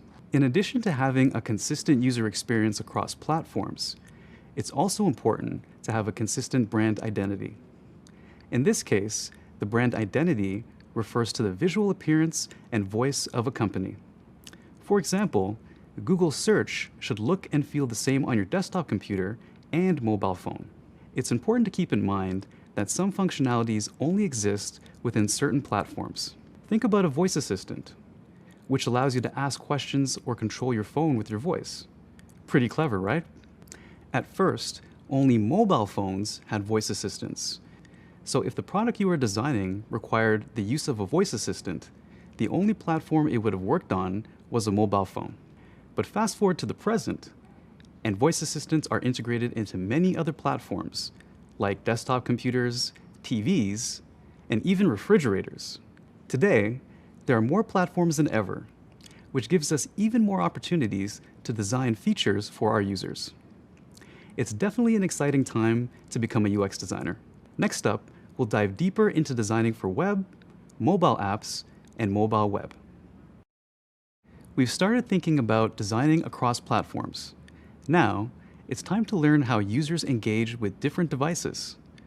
First, we'll discuss user behavior on mobile phones and desktop computers. Then, we'll move on to design considerations when designing for mobile devices. Let's start with an overview of the current landscape. There's a big difference in the amount of time users spend on mobile phones compared to desktop computers. An average mobile session is 72 seconds, while the average desktop session is 150 seconds. More than twice as long. Why is this important? Because it tells us that people use different devices in different ways. Mobile users tend to be goal-oriented, and they're focused on completing a single task. On mobile phones, gestures like tapping and swiping help users move around the screen. Test this out for yourself. Next time you're using a mobile phone, think about your own behaviors. And remember the next billion users we discussed earlier? As those users come online, they're mostly accessing the internet from mobile devices. This means the amount of desktop web traffic compared to mobile web traffic will continue to shift. It's important for UX designers to consider mobile users' connectivity limitations, like slower processing speeds and longer load times. To be inclusive, we need to design for all types of phones, whether they cost $50 or $500. Okay, so users interact with devices in different ways. Now, let's go through the design differences we need to consider based on the devices we're designing for. First, let's talk about responsiveness. In the past, most mobile websites were a mini version of the desktop site, which often made the mobile websites difficult to use. Now, almost all websites use responsive web design. Responsive web design allows a website to change automatically, depending on the size of the device. For example, a website homepage might have multiple columns when a user experiences it on a desktop computer. With responsive web design, when a user visits the same website on a mobile phone, the multiple columns are automatically condensed into one column to better fit the smaller screen. All the content is still there, and the usability is way better. Internet browsing on desktop computers has been around for longer than on mobile devices. But since mobile device usage has been booming, designers have had to start focusing on designing for mobile. So let's think about a few best practices when designing for mobile user experiences. First, call to action buttons should be placed front and center, allowing the user to easily complete the desired task, like joining an email list or adding an item to their shopping cart. Second, navigation menus should be short and simple. We want to simplify the user experience on mobile, so menu options should only highlight the core functions of the product. Third, use gestures that users already do, like tapping and swiping. Gestures should be intuitive and familiar to users. Fourth, design for both directions a phone might be held. We need to consider the vertical portrait view of a mobile phone and the horizontal landscape view. We want users to have an effective experience, no matter how they hold their phone. And fifth, reduce visual clutter. Mobile phones have smaller screen sizes, so it's important to keep the visual experience simple. Whew, that was a lot of new information to take in. Remember this main takeaway. Users behave differently depending on their device. UX designers help make that transition happen as seamlessly as possible. It's a big responsibility, but a lot of fun too. Up next, Shabi will be back to talk to you about designing responsively to meet users' needs. Hi, nice to see you again. Earlier, we discussed the concept of accessibility. Now, we'll explore the various assistive technologies that can empower anyone with a disability. The term assistive technology, or AT for short, is used to describe any products, equipment, and systems that enhance learning, working, and daily living for people with disabilities. In this video, we'll examine several kinds of assistive technologies, including color modification, voice control, screen readers, and alternative text. Then we'll explore a few design considerations to keep in mind when designing for accessibility. Let's get started. First, it's important to call out that there are lots of people who don't identify as having a disability, but still use assistive technologies. That's because ATs make our lives easier and help provide a better user experience. When we think of assistive technology, we might think of computers, tablets, and smartphones. But AT covers a wide range of devices, like prosthetics, pointing devices, electric wheelchairs, power lifts, eye gaze and head trackers, and a whole lot more. AT can also encompass something as low-tech as a pencil holder. Not only does a pencil holder keep your pencil from rolling away, it also makes pencils easier to grip, which can be essential for people with certain motor disabilities. Understanding how people with disabilities use your product is a critical part of the UX design process. First up, let's examine color modification. Color modification, like high contrast mode or dark mode on a device, increases the contrast of colors on a screen. Black text on a white background or white text on a dark background are both examples of high contrast. High contrast makes the interface easier to see for people with low vision. Color modification also helps anyone who might experience eye strain when viewing screens in the dark or midday when the sun is creating an intense glare. Lots of people use it just because it's easier on the eyes. Next, let's go through voice control and switch devices. Both of these help people with limited dexterity and can serve as an alternative to a keyboard or mouse. Voice control allows users to navigate and interact with the buttons and screens on their devices using only their voice. Lots of devices have settings with this feature. A switch is an assistive technology device that replaces the need to use a computer keyboard or a mouse. Switch devices can allow users to control technology, like a computer or smartphone. There are a lot of different kinds of switch devices, but they all help people with limited motor ability use technology more easily. Next up, screen readers. Screen readers are one of the most common assistive technologies for people with limited vision. The software works on mobile and web devices and reads out loud any on-screen text. Screen readers also read any interactive elements, like buttons, along with non-visible text, like the button names, and any alternative text for images. Alternative text, or alt text, helps translate a visual user interface into a text-based user interface. It essentially uses words to describe any meaningful image for someone who isn't able to see the image. Alt text is also super helpful for those with low bandwidth connections too. If your device is unable to maintain a connection to the internet, it may struggle to load a big file or image. Alt text is useful for context when an image fails to load. As I said before, you don't need to have a disability to benefit from assistive technology. Speech-to-text is a great example. With speech-to-text, a user composes text by speaking into their phone or computer. The voice recording is automatically converted into text. A lot of people find it much easier to text by talking to their device because it offers a hands-free experience and reduces the amount of mental energy needed to type. Let me show you. Here I am using the speech-to-text feature on my mobile device. Pretty cool, huh? There are tons of design considerations to take into account in order to meet the needs of all users. Later, when we build wireframes, we'll go through exactly how to incorporate accessibility into your designs. All right, that's it for now. You've learned the common UX terms and frameworks, what user-centered design means, the tools that UX designers use, and how UX designers work across platforms. Plus, you've gained a deeper understanding of inclusive design and equity-focused design. You practice thinking like a designer, which is a core skill you'll continue to build on throughout this program.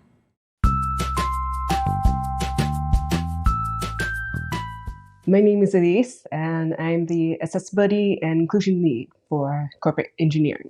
The work we do touches most of Google's products, and that we are creating the internal stuff that helps ensure the products that we create eventually are accessible and inclusive. I love teaching teams that there's value in difference, in the difference that we find within human beings. Difference helps us think creatively and helps us see gaps in our products. Often when we look into those gaps and the insights that we gain from looking at people who experience the world differently, we build better products that are more adaptable, that are longer lasting, and more innovative. When we talk about accessibility, we are talking about how to make a product accessible by people with different abilities. But when we talk about inclusive design, what we're doing is we're looking to difference, to their different experiences and their needs because of their different capabilities, and gathering these insights and applying it in a way that it will benefit everyone, whether they have a disability or not. If we go back in terms of how we used to do websites, they used to be very text heavy. They used to be more like a book. And people with disabilities for years had been advocating for larger text and less content, much more like smaller chunks of text. And when we started to design for accessibility, we created sites that were much more easily consumed. So accessibility is important to me personally because I have a hearing loss, a severe hearing loss. I began losing my hearing at 10, and it progressed over 5 years until it reached the profound range. So if you were to cover your mouth and say 100 words, and I guess that every single one, I might get one right. As someone with a hearing loss, I'm constantly struggling with situations where I need to communicate with others. I use assistive technology in a lot of different ways. Captioning is the most valuable thing for me. I also use things such as Google's Live Transcribe, which helps in real-time conversations with people. I use Google Meet's closed captions to help me understand meetings that I have with my colleagues. There's also something called InnoCaption, which captions telephone calls using a live transcriber. That completely changed my world because before that was created, I couldn't use telephone. And that was something that really blocked my capabilities as in the work setting. The first piece of advice is to consider edge cases or users with difference in all of your product development processes. This is where you're going to gain some really valuable insight. It should be a normal part of your development process. It shouldn't be an add-on. It should be considered from the beginning. But I think it's extremely important to diversify your own network. Start getting to know people who are different from you. Start learning from them. Ask them what their experiences are like with different technology as they go about their world. Learning these unique experiences is what's going to make you see opportunities for great design in your products. Hey, welcome back. So far, we've covered common terms, frameworks, and tools that entry-level UX designers should know. We've also talked about the importance of user-centered design and why UX designers should focus on equity in the design process. Let's start with a little exercise. Take a look around the room you're in right now. Notice the shape of your table and the ergonomics of your chair. What about the device you're using to play this video on right now? All that stuff and almost everything else around you started off as a design problem or design challenge. So, how does something go from a design challenge to an actual user-centered product? One way is through design sprints. A design sprint is a time-bound process with 5 phases, typically spread out over 5 full 8-hour days. The goal of design sprints is to solve a critical design challenge through designing, prototyping, and testing ideas with users. At Google, we use design sprints to answer questions, define product directions, figure out cross-team strategies, and even build team culture.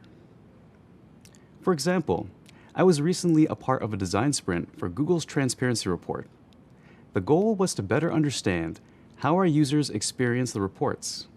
We also discussed the website's goals, values, and future vision. Design sprints generally include 5 phases: understand, ideate, decide, prototype, and test. We'll come back to these phases and investigate each one later. So, what makes a design sprint so useful?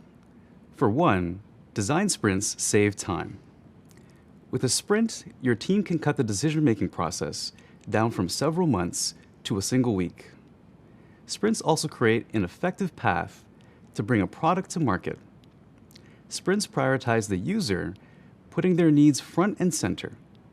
And sprints allow you to fast forward into the future to test your product and get customer reactions before making any expensive decisions. Running a design sprint is like using a superpower. With all these benefits, you'd think every product team would want to run design sprints. But that's not always the case. Before launching into a design sprint, you need to review your design challenge and ask yourself these key questions. Are there many potential solutions to your design challenge? Does the design challenge require people from cross-functional teams to weigh in? Is the design challenge's scope wide enough for a sprint? If you answered yes to any one of these questions, a design sprint might be the right move. All right, so you've got the basic idea behind design sprints down. Now you know what a design sprint is, the benefits of running a design sprint, and how to identify when to use a design sprint.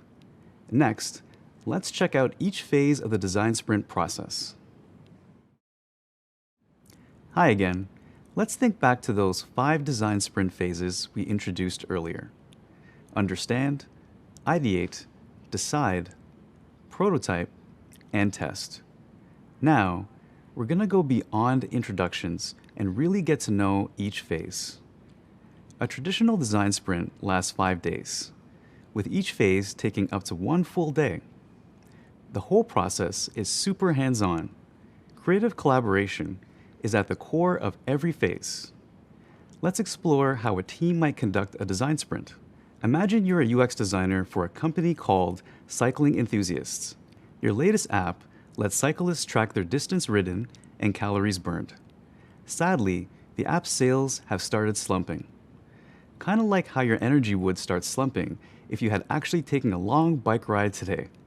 So, how can a design sprint solve this problem? Let's find out. The understand phase sets your sprint on the right track and helps your team get a clear picture of the design challenge. Your team takes time to learn from experts and engage in creative discussions with a lot of different people from other departments and industries. These conversations help you more clearly understand the design challenge. But what's the first rule of UX design? The user comes first. This means everything your team does during the sprint should focus on the user. So now your team understands the design challenge. For our imaginary sprint, let's say sales are slumping because the app doesn't offer bicyclists anything new. Your team arrives for phase 2 of the design sprint, pumped full of inspiration and ready to ideate some solutions. To get the creative juices flowing, you start this phase by coming up with ideas and building off of them to create solutions. Once you've got the team thinking, each participant takes time to sketch and present their ideas. Don't worry about your drawing skills here. The idea is what matters. On top of all the ideating that happens in phase 2, you also need to start planning for user testing, which happens in phase 5 of the sprint. During user testing, you'll have a diverse group of people test your product and provide feedback. To be able to do this, you need to start recruiting users that fit your target profile now, so the sprint stays on schedule. By the time you reach phase 3, you have a lot of potential solutions for your design challenge. Now it's time to decide which solutions you want to build. Together, your cycling app team discusses each possible solution and eventually decides on the one solution that is most likely to excite users and increase sales. For example, the solution might be a feature that uses the cyclist's location to create customized routes that meet their fitness goals. Sounds pretty cool, right? Finally, you'll wrap up the day by creating a step-by-step blueprint for your prototype. Next, phase 4, prototype time. You're now ready to build the first version of your new app feature. At the end of this phase, you don't need a finished product, just something realistic enough to test with users. By focusing only on what the user experiences on their screen, your team creates a working prototype of the new customized routes feature. Way to go! During this phase, you also finish prepping for user testing by confirming the test schedule, finalizing interview questions, and making sure your prototype is good to go. All right, it's been a busy week, but you did it. You reached the final phase, testing. Now it's time to put your prototype in front of users. As users test your prototype, you observe how they react and then interview them about their experiences. Your team gains critical insight about changes that need to be made before you launch the new feature. To recap, the 5 phases of design sprints are: understand the scope of the design challenge, ideate possible solutions, decide on the most viable solution, create a workable prototype, and finally, test that prototype with actual users. Congrats! You made it to the end of the sprint. Now your team knows exactly what to adjust before launching the new cycling app feature. Promotions for all! Design sprints are a big part of the UX design world, so you'll probably participate in a lot of them, and even lead a few someday. Coming up, we'll explain why design sprints are beneficial to UX designers. Ready to learn even more about design sprints? Me too. From tech to finance to retail, future-forward companies in all kinds of different industries use design sprints to solve complex problems. In other words, sprints are pretty much a game changer. But what makes design sprints beneficial? And why are they so darn popular?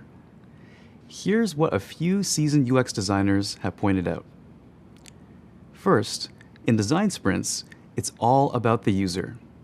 Sprint participants make sure the design challenge is always focused on the user and their needs. After all, it's the users who ultimately decide if your product is successful, right? Second, sprints value every person in the room, from the office intern to the senior stakeholder. Including people from lots of disciplines and experience levels is a key part of the process. Why? Because considering all angles of the problem and the solution means the best ideas will rise to the top. Next, sprints give the core team time to focus solely on the design challenge. Think about it. 5 workdays devoted entirely to distraction-less, gadget-less creative collaboration. Now, that's a recipe for some serious problem solving. Also, sprints lower the risk of an unsuccessful market debut because the team gets feedback from real users and can make critical adjustments before the product launches. And finally, sprints are versatile because they can be scheduled at any point during your project. When a challenge arises, you've always got the design sprint option in your back pocket. So, are you sold on the benefits of a design sprint yet? Awesome. Next, let's focus on how to plan an effective one. Hey, nice to see you again. As an entry-level UX designer, you probably won't be expected to lead a design sprint, but it's still helpful to know what it takes to plan a successful one. Let's check out some of the basic ideas. First up, user research. If you're lucky enough to have a dedicated researcher on your team, they can own this step. If not, well, you might be taking it on yourself. User research is always the first step in any sprint planning process. Your research should focus on the user problems you're trying to solve during the sprint.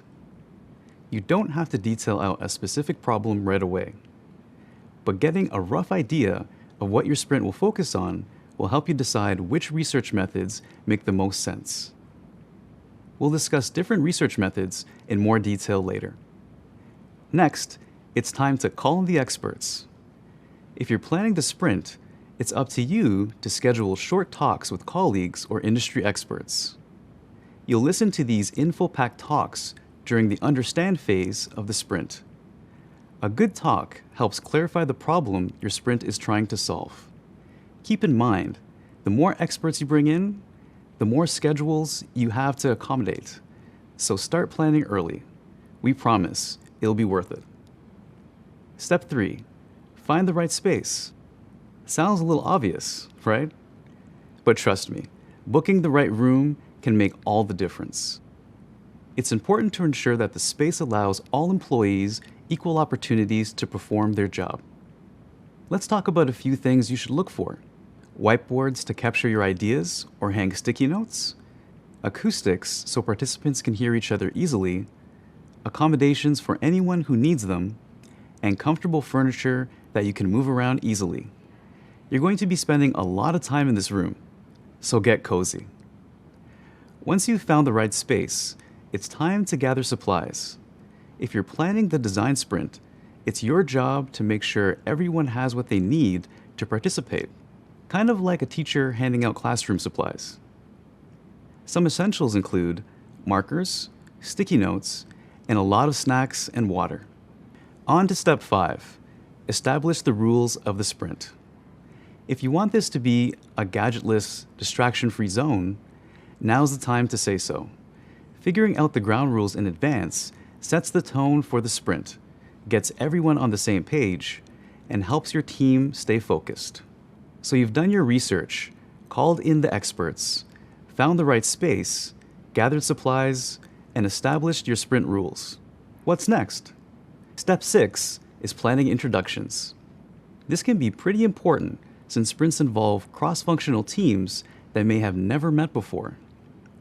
We all know icebreakers can be a little cheesy, but they're still a great way to help your team get comfortable with each other. Plus, choosing icebreakers that are relevant to your sprint can motivate your team and put them in the right mindset. Here's an idea for an icebreaker.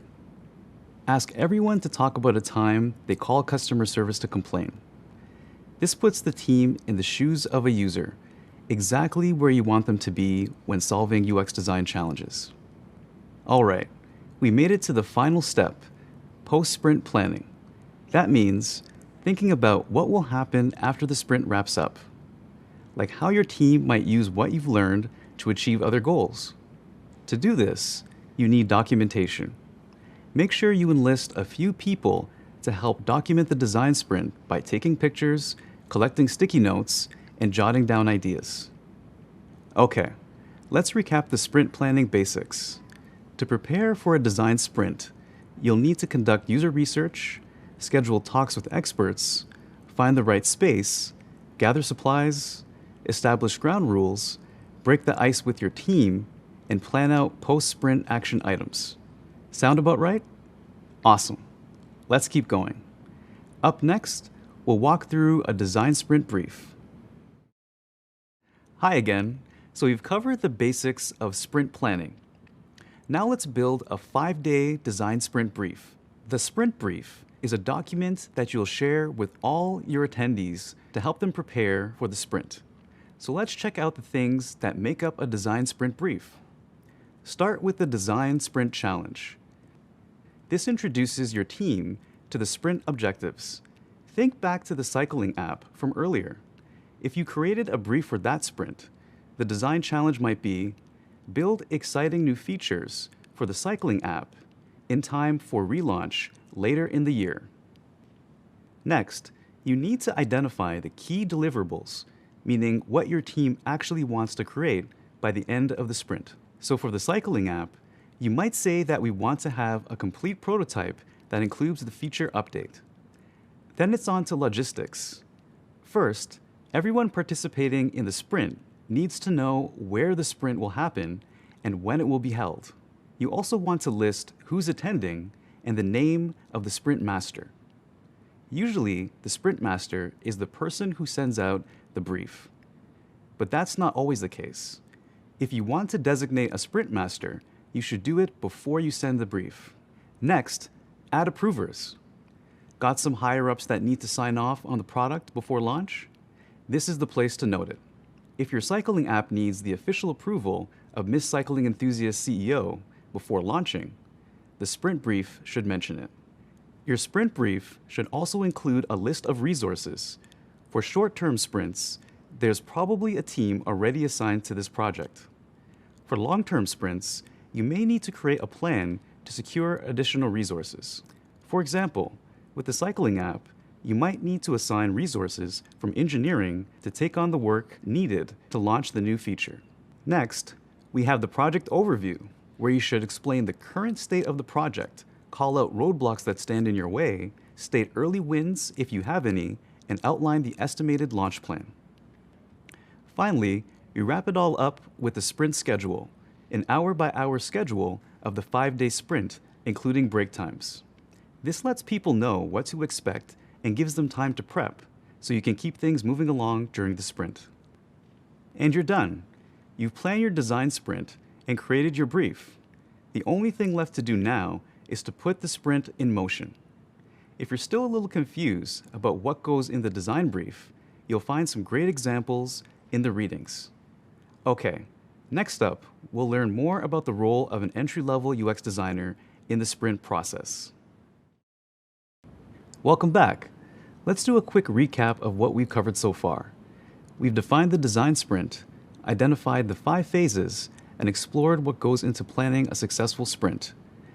Now, you're probably thinking, that's great, but where does a newbie UX designer like me fit into all of this? As an entry-level UX designer, you won't be running the show, but you'll play an important role, contributing to every phase of the sprint. Let's check out what your sprint week might look like. When you get to the sprint space, you'll find everything you need to do your work. You'll have office supplies, a bottle of water, and maybe some snacks. The sprint master will welcome everyone and lay out some ground rules. For example, you might have to give up your phone and keep your laptop closed until the end of each day. There might also be a team icebreaker, like the example mentioned earlier. And then you'll get down to it. The first day is the understand phase, where you'll get a clear picture of the design challenge.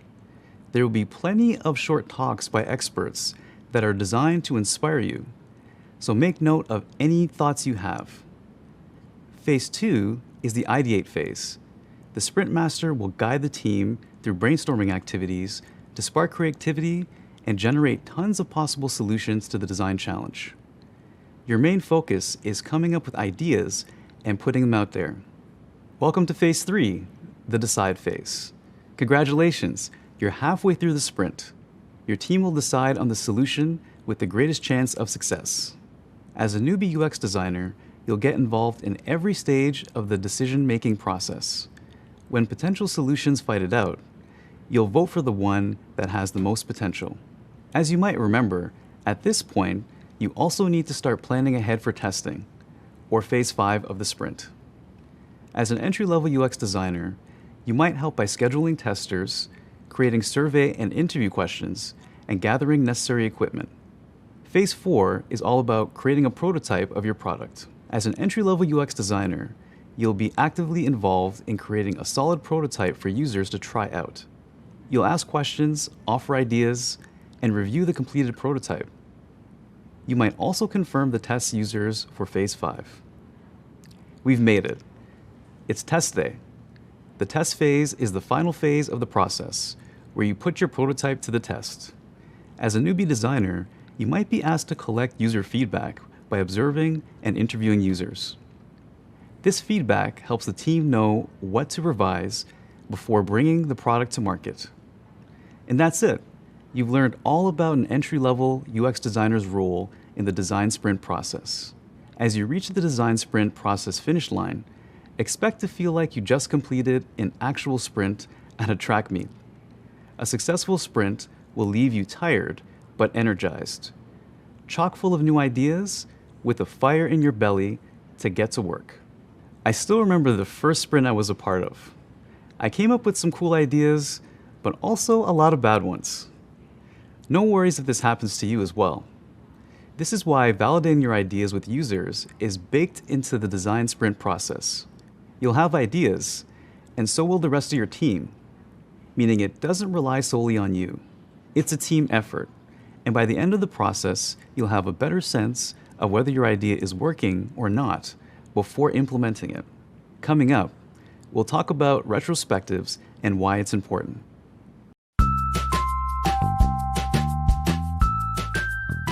My name is Jason, and I am an interaction designer at Google. The goal of a design sprint is to take really complex problems and come together with other people on your team, like product managers, engineers, and marketing, and try to solve that problem together.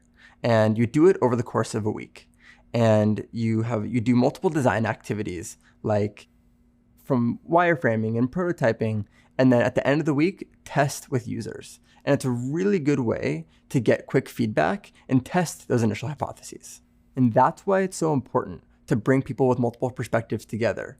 You may bring this fresh new perspective, and you may have somebody else with historical knowledge on this project. But we also are bringing people together from product management and marketing to bring all of these unique perspectives. And I think that this just proves that sprints at their core are about inclusivity. We really want to bring people together with multiple perspectives to surface these multitude of ideas. It's always important to understand who your participants are and make sure that this overall experience is thoughtful. You put everyone's needs first. And I think that it's, in a way, a condensed version of your user experience job, where right now, when you're designing a sprint, that these participants are your users. And it's important to understand their needs and put them first when designing a sprint. Here's some exciting news. You now know how to prepare for and execute a design sprint. There's just one last thing to do, the sprint retrospective. So, let's check out what a sprint retrospective is, how it's conducted, and why it's important. We've all experienced seeing someone make the same mistake over and over again. Chances are, we've sometimes even been that person. What if there was a way to stop making mistakes for good? Well, that's exactly what retrospectives do. The retrospective is a collaborative critique of the team's design sprint. We usually do retrospective meetings immediately following the sprint so that everyone's thoughts are fresh. Retrospective meetings don't have any particular agenda. The goal is to make sure everyone who took part in the sprint has a chance to give feedback. The two key questions we aim to answer in the meeting are, what went well, and what can be improved? The person who led the sprint will guide the conversation, and someone will take notes so that the team can use the feedback to make the next sprint even more productive. Retrospectives are super useful. They can help you to work better as a team, improve how you communicate with clients, and even point out areas where you can grow as an individual. Retrospectives are all about empowering, not shaming. If something didn't go well, this is your chance to make sure you have the resources and the tools to do better next time. One of the most effective retrospectives I took part in was one where people actually felt comfortable contributing, and we focused on continuous improvement. Speaking of retrospectives, let's recap what we learned. We now know what a design sprint is, what's involved in each design sprint phase, and how to plan a design sprint. We highlighted where you, as an entry-level UX designer, fit into the design sprint process. And we learned about the importance of sprint retrospectives. Next up, we'll focus on how to build a professional presence. But first, we've got your next assessment. You've got this. And if you need any refreshers, you can always review. Good luck.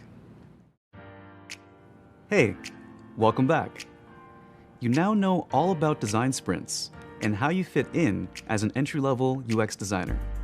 Next, you'll learn what a portfolio is and why UX designers use them, how to choose a website builder for your portfolio and start to create your website, how to demonstrate your unique value and personal brand through the story you tell, how to describe your work concisely and articulately, and how to create a consistent online presence. And finally, how to network with others and find a UX design mentor.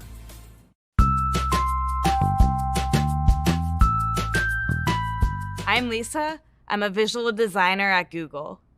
A visual designer at Google is a user experience designer that really focuses in on the creative expression of a user experience. So when I decided I wanted to get into user experience design, I had no experience. I didn't have a real first job yet.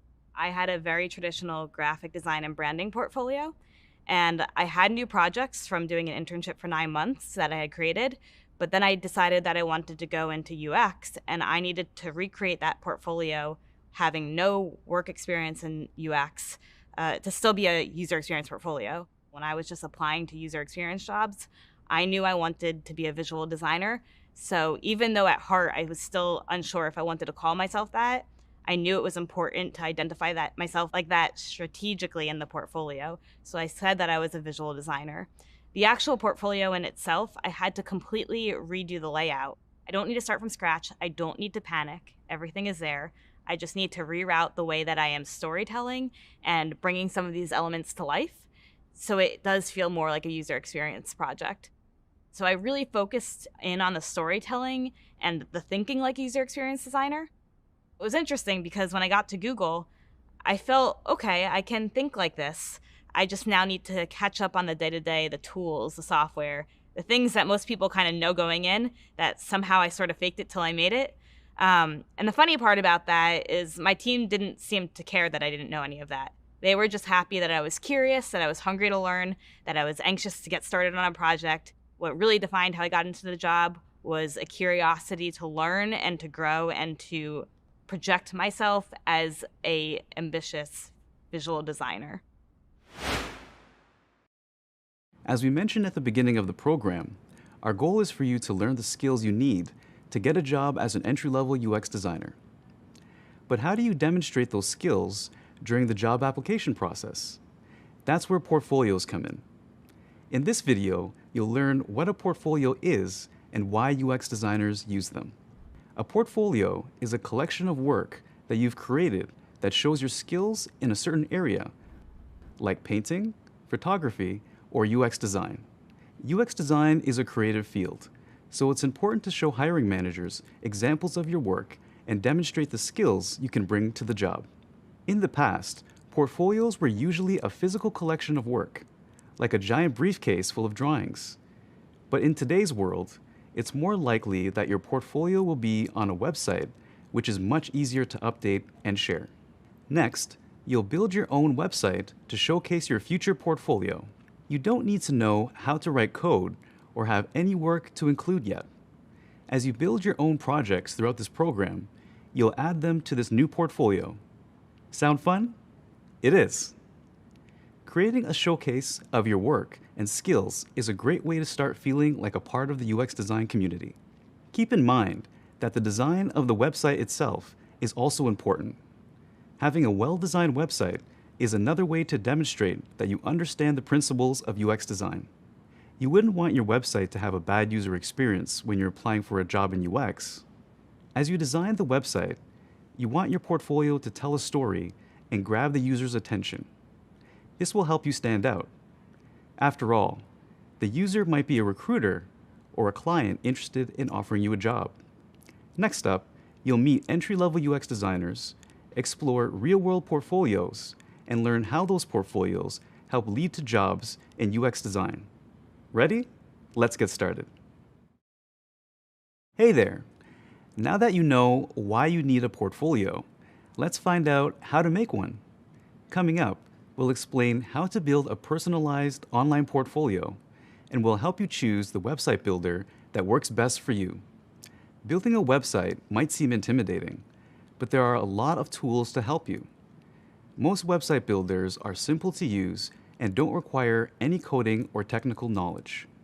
Plus, they have a support team on staff to help. Website builders often have tutorials to help you figure out what layout to use and how to add text, sound, and images. These user-friendly website builders feature WYSIWYG editors. WYSIWYG stands for What You See is What You Get.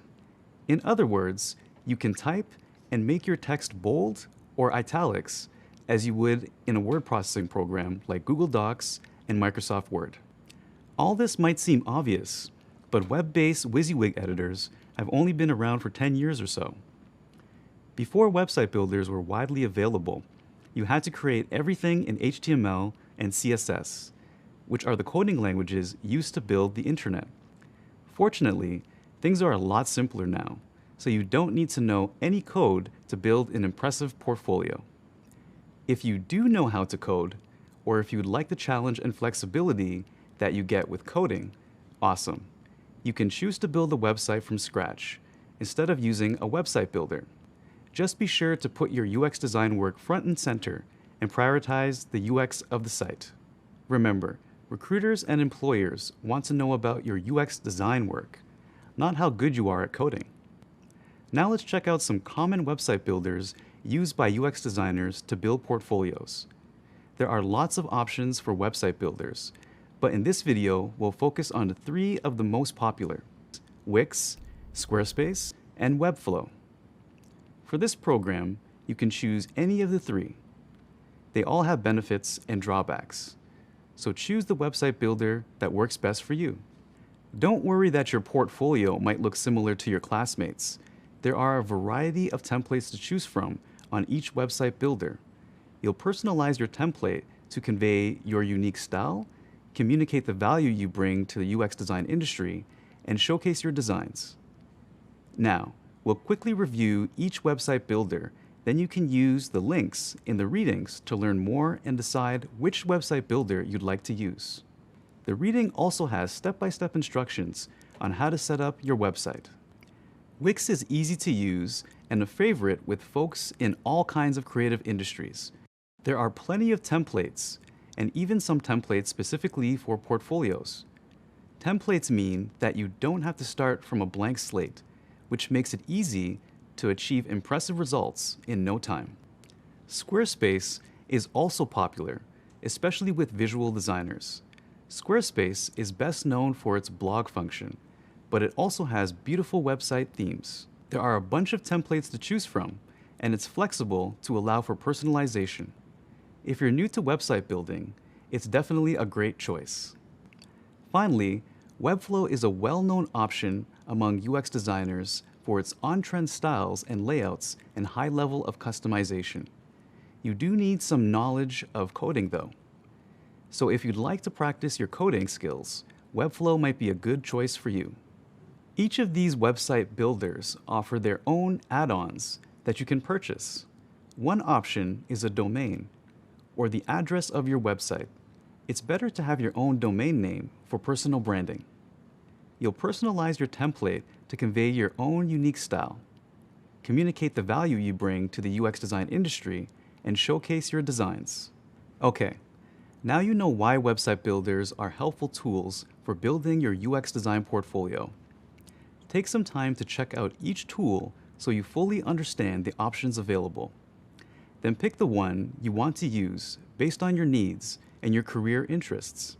Next, we'll cover the best practices and essential features of a UX designer's portfolio. See you then. Congrats on setting up your website. Now that you've got that first step out of the way, you can start personalizing the website.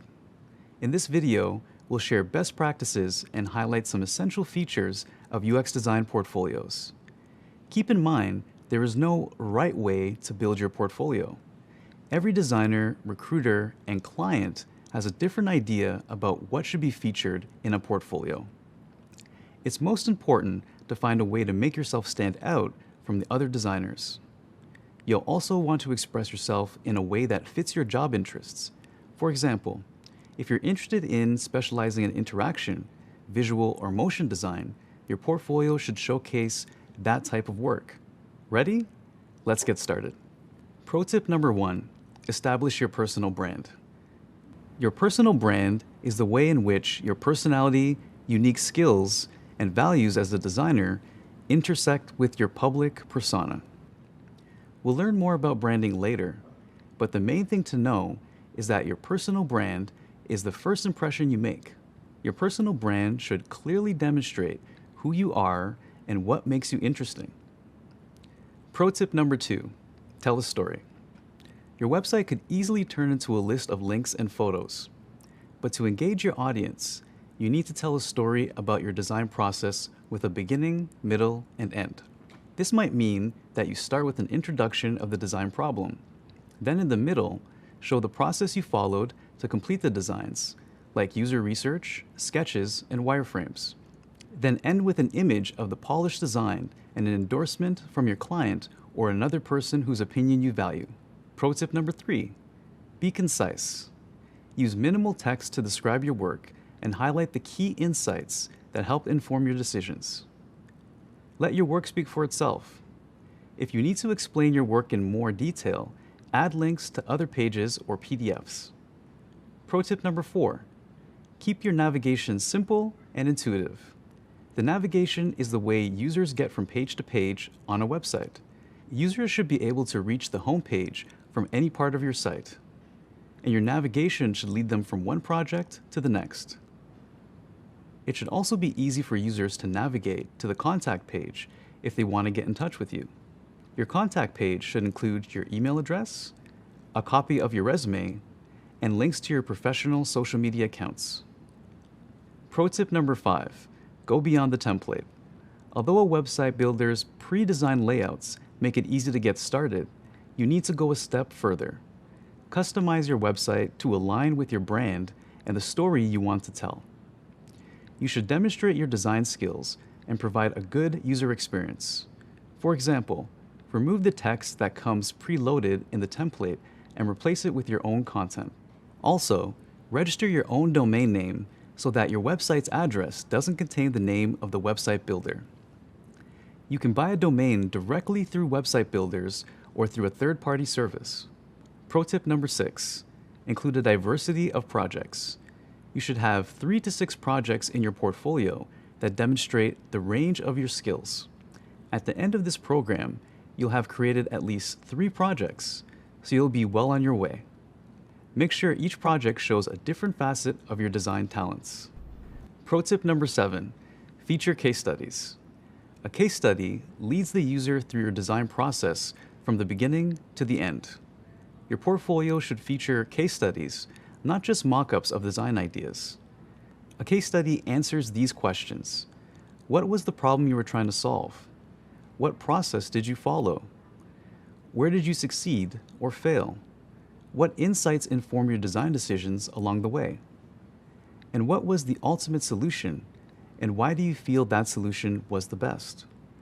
When describing case studies, you might want to include things like the project's name and duration, your role on the design team, including your personal contributions to the project, the project's goal, the research that was conducted, the intended audience, any sketches or wireframes, user testing results, the final design, and a conclusion about what you learned in the process.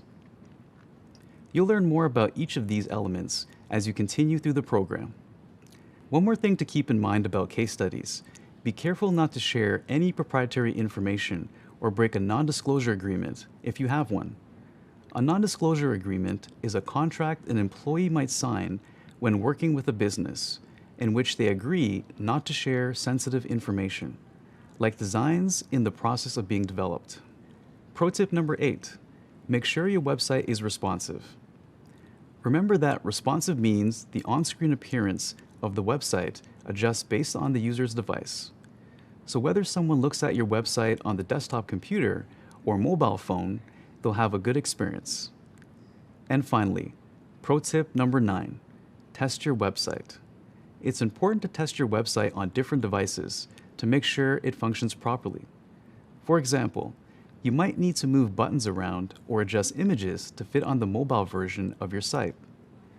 You don't want to lose a recruiter's interest because they decided to pull up your website on their phone instead of their computer and found the text misaligned. Like we mentioned earlier, having a portfolio with a great user experience will impress potential employers. All right, that's it. It's a lot of work to build a design portfolio that tells your story and connects with users. That's why we're starting now. If you add new pieces to your portfolio as you build them, you'll be in much better shape when it's time to apply for jobs. To stay on track, schedule time to work on your portfolio every week. We'll remind you to add to your website as you complete projects and learn new skills. Coming up, we'll explore personal branding and why it matters so you can get to work personalizing your portfolio. Let's get to it. Hi again. We've established that your personal brand is the way in which your personality, unique skills, and values as a designer intersect with your public persona. Your personal brand is an essential way to demonstrate your value as a designer and should be a central focus when building your portfolio. But why do personal brands matter? Let's investigate. When you think of the word brand, well-known businesses come to mind. How do you think about a company when you hear their name? What's your perception of McDonald's as a brand? Or Starbucks? What about Apple? All of these are major brands with very different messages about their business, products, and the value they offer consumers. They might even make you feel a certain way when you think about them, like hungry or excited. But branding isn't just for big companies. People think about their brands too. For example, celebrities choose their work and philanthropies they support based on the personal brand they want to convey. You can do the same thing as a UX designer. You want to build a personal brand that showcases the type of work you want to do. Your personal brand is your primary source of marketing, which is why it's so important to be your authentic self. So how do you figure out what your personal brand should be? You can start by asking yourself a few questions. What am I naturally good at? What have I learned to do well? What do I enjoy? What do I value? How do other people describe me and my talents? And what do I want people to recognize me for? If you're already answering those questions in your mind, fantastic. Later, you'll complete a worksheet that will help you answer these questions. Now let's explore why branding is important. When you're working as a UX designer or in any other creative role, your personal brand is a way for you to stand out from the crowd. Otherwise, it's easy to get lost in a sea of job applicants. You want recruiters to understand who you are, your passions, and your strengths right away. Having a strong personal brand can also help match you with companies that share your values. When a company looks for a designer, it's helpful for them to understand your personal brand before they hire you. Think about how you might shop at a certain store based on their branding. For example, what brand comes to mind when you hear the words inexpensive or expensive? What about healthy or comfort food? And how about celebrities? Who would you describe as a social activist or generous or humble? Ideally, you want the way you think about yourself and the way others describe you to be similar. When you think about your personal brand, it's useful to come up with a list of your talents and values. When doing a personal branding exercise, you might realize that your self-perception and public perceptions are different. That's perfectly normal, but it's not ideal when you're trying to project a particular brand.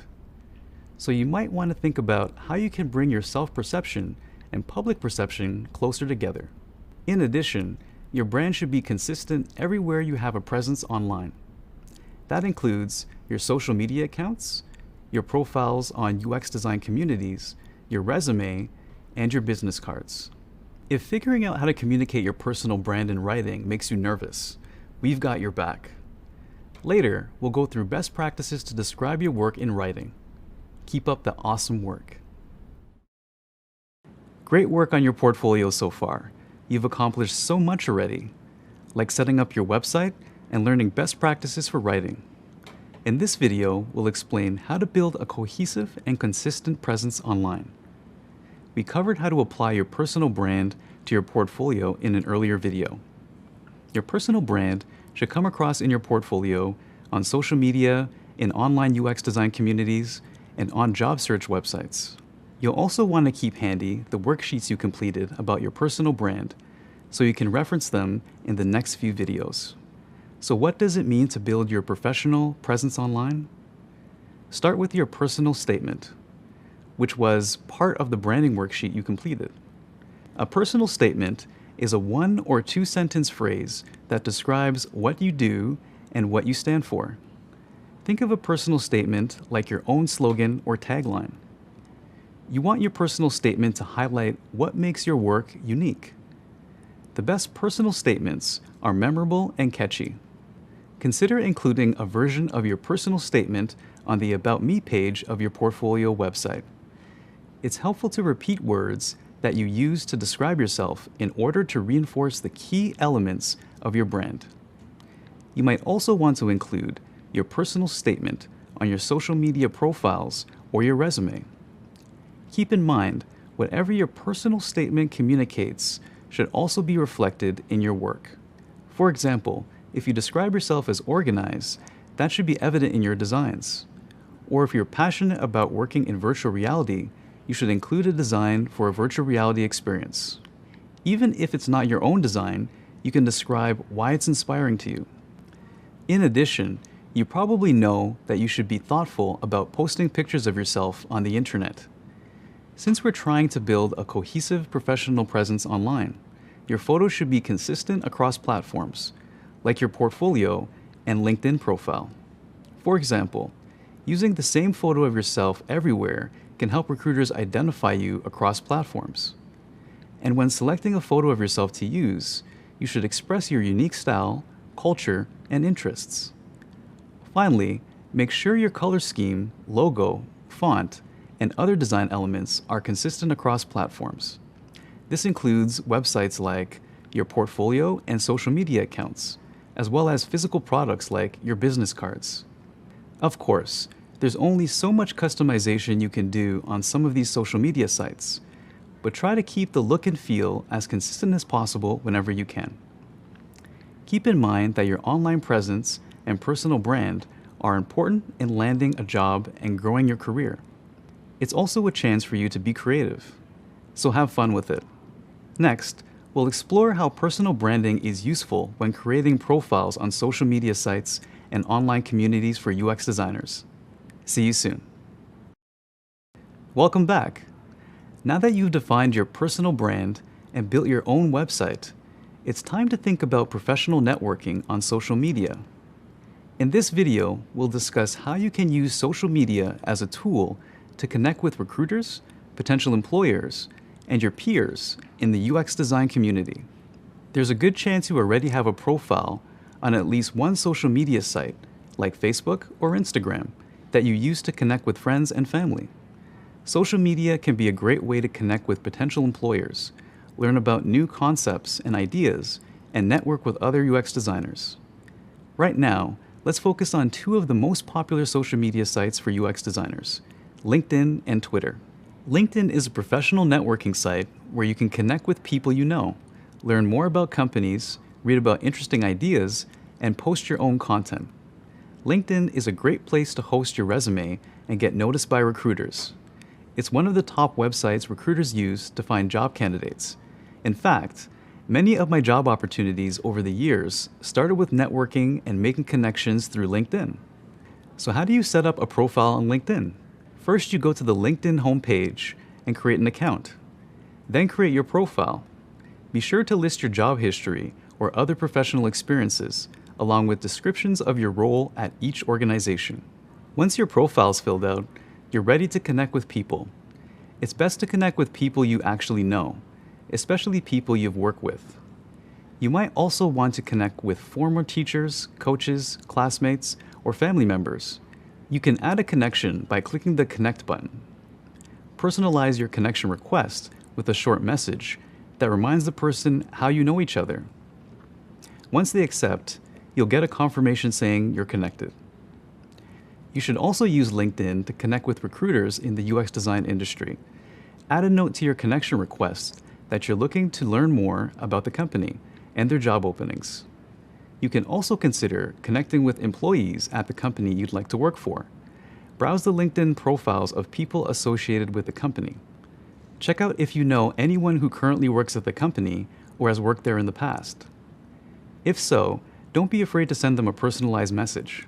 LinkedIn will also tell you if you have friends of friends who work at the company. If this happens, reach out to your friend to see if they're willing to make an introduction to their friend who works at the company. If you don't have connections to anyone at the company, send a personalized message to someone at the company whose work impresses you. You can ask if they'd be willing to have a 15-minute conversation about their day-to-day job and how they like working at the company. Finally, join a LinkedIn group. These are groups of people in a particular industry or who share a specific interest. There are dozens of groups already dedicated to UX design, so join one or two that interest you. Get involved in the group conversation, then feel free to connect with folks in the group. You can also follow a specific company or hashtag on LinkedIn, like #UXDesign, to learn new trends, read articles, and chat with people who share your interests. Another great place to network with professionals is on Twitter. If you aren't familiar with Twitter, it's a social media platform where you can follow people, interact with their posts, and share your own ideas. Twitter isn't as focused on professional networking as LinkedIn. It's usually better for reading posts from prominent people in the UX design industry, starting conversations with peers, and learning from industry thought leaders on a more personal level. It's okay if you're not ready to start tweeting about your UX design knowledge while you're still learning about the field. You might start by following industry insiders and liking and retweeting their posts. If you're feeling bold, you can add to the conversation by replying to their tweets. You can also tag industry professionals in your own tweets. This is just like striking up a conversation in real life. Who knows, they might want to connect. Keep in mind that LinkedIn and Twitter have different tones, and it's a good idea to treat them that way. You might be more professional and focused on LinkedIn, but more open and conversational on Twitter. That's great. It gives recruiters and other designers the opportunity to see different sides of your personality. Remember, anything you post on social media is public-facing. Even private messages to other users can be copied and shared widely. So be smart about what you post and like. You should also be smart about sharing photos or posts that don't align with the personal brand you're developing as a UX designer. When in doubt, set your personal accounts to private mode. There's a reading included this week that outlines how to do just that. All right, you've got LinkedIn and Twitter covered. Now, let's keep going with popular online UX design communities. We just discussed how LinkedIn and Twitter are great places to network with recruiters and professionals. There are also online communities specifically for UX designers. Having a presence on one of these sites is a fantastic way to gain exposure and demonstrate your skills in UX design. In this video, we'll talk about some of the most popular UX design communities: Dribbble, Behance, and Medium. You can create accounts on these sites to learn more about UX design in general and to get design inspiration from other professionals. In addition, posting your own designs on these sites is a great way to get feedback on your work from experienced UX designers. To get started, let's dig into Dribbble. Dribbble, that's 3 Bs, is a community of designers who want to share their work, ask for feedback, get inspiration, and find jobs. The designs that people share on Dribbble are usually not full case studies like what's in your portfolio. Instead, they are small snapshots of work that highlight a particular skill or interest like branding, product design, or typography. If there's a specific design you like, you can follow that designer. It's also helpful to check out designers with the most followers in order to understand popular kinds of designs and get ideas about how to present yourself effectively. Similarly, you can follow teams on Dribbble. These might include companies like Google or independent design groups that have their own pages. Plus, liking and commenting on projects is a great way to start conversations with other designers and make connections in the UX design community. Finally, Dribbble is a great community to join if you're looking for a job. Dribbble has a robust job search forum, including a job board and a freelance marketplace. Employers pay to list their jobs and internships in this forum, so the posted positions are legitimate opportunities. In addition, recruiters look for designers on Dribbble, so being an active member is another way to demonstrate your skills and get hired. A second popular community for UX designers is Behance. Many features on Behance are similar to Dribbble. For example, you can discover designs from around the world and follow specific designers. Behance also has a job board that features full-time jobs, freelance roles, and internships. You can narrow your search on the job board down to very specific fields. In addition, designers frequently live stream from Behance to demonstrate their skills in real time. Finally, a third online community for UX designers is Medium. You might be familiar with Medium already. It's a popular blogging platform featuring articles on all kinds of topics.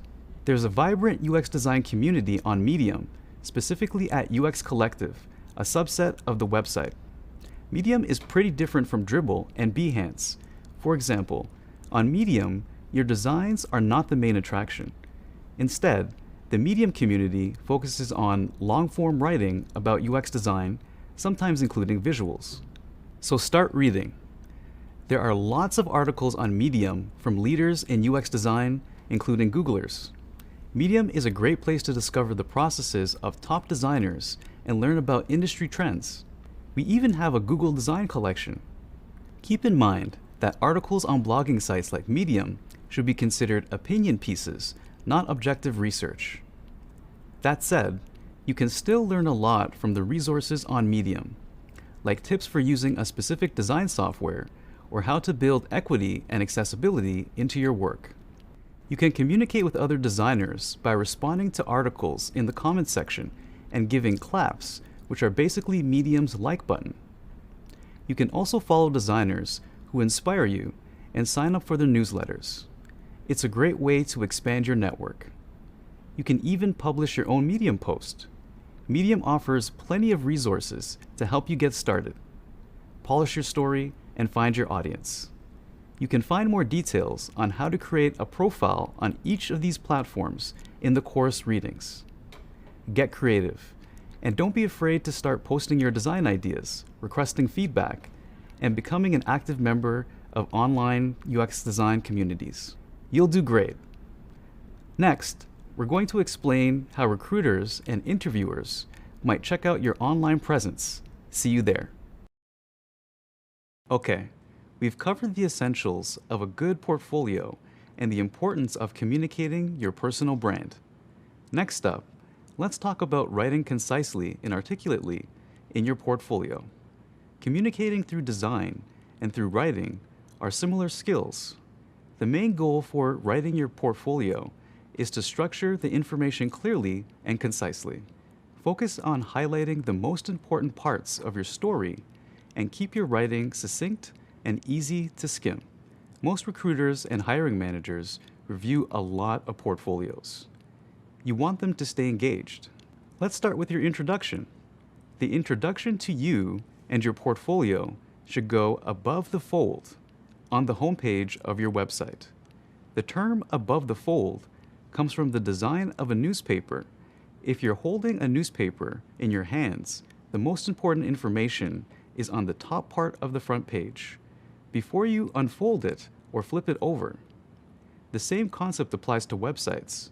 What's above the fold is the content on a website that doesn't require scrolling down. Your introduction should be clear and to the point. Your name and what you do. You might also include something that establishes your personal brand. For example, "Hi, I'm Michael.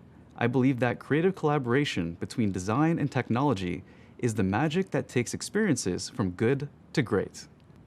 If a recruiter is searching for a motion designer and can immediately tell that's your specialty by glancing at the introduction on your home page, then great. They're more likely to continue going through your portfolio. But if your homepage uses vague language or doesn't communicate anything at all, the recruiter might not bother going further. Next up, the About Me page. This is exactly what it sounds like, a professional page about you. Try reading About Me pages on the websites of a few UX designers or companies you admire. You can write in more detail on your About Me page, since you want potential employers and recruiters to be able to learn more about you. You might include what kind of work you do, what you're passionate about, or things you value, where you work currently if your job is in a related field, your credentials, like this certificate and any additional education, any notable projects, clients, or awards, and your contact information, including your email address, links to your profiles on professional networking sites, and where you currently live. And finally, you want to include descriptions of your work in your portfolio. Within the case study for each project, you should write about the topics we discussed earlier, such as your role in the project, your process, and the final design. Throughout your portfolio, let your designs tell the story and provide evidence of your talent.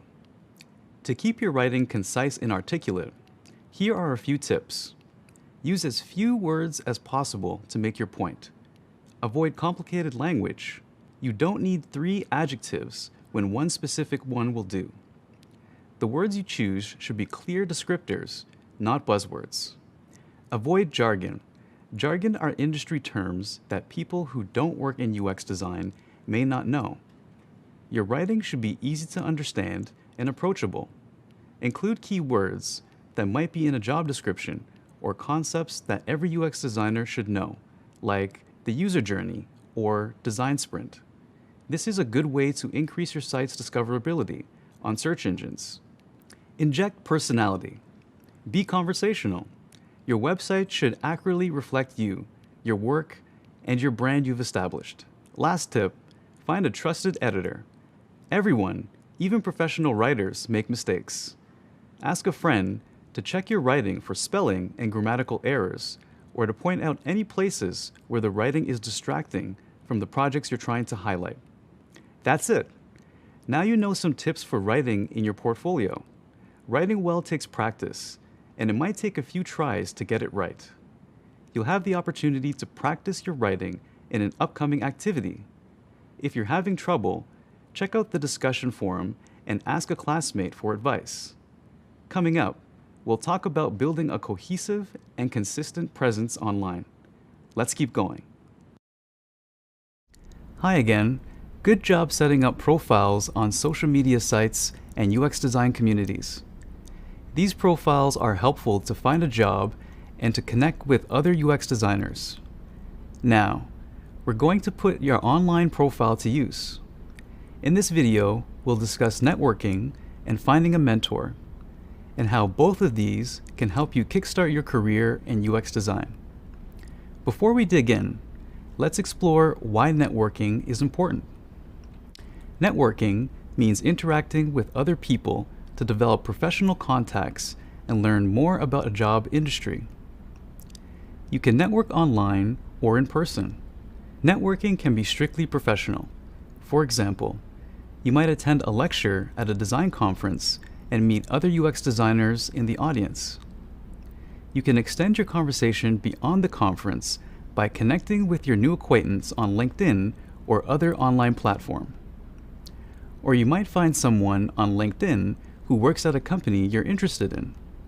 You can send them a personalized message and ask them to share details about their experience as a UX designer. Or you can connect with folks who are also enrolled in this program in the discussion forum. Beyond a professional focus, networking is social too.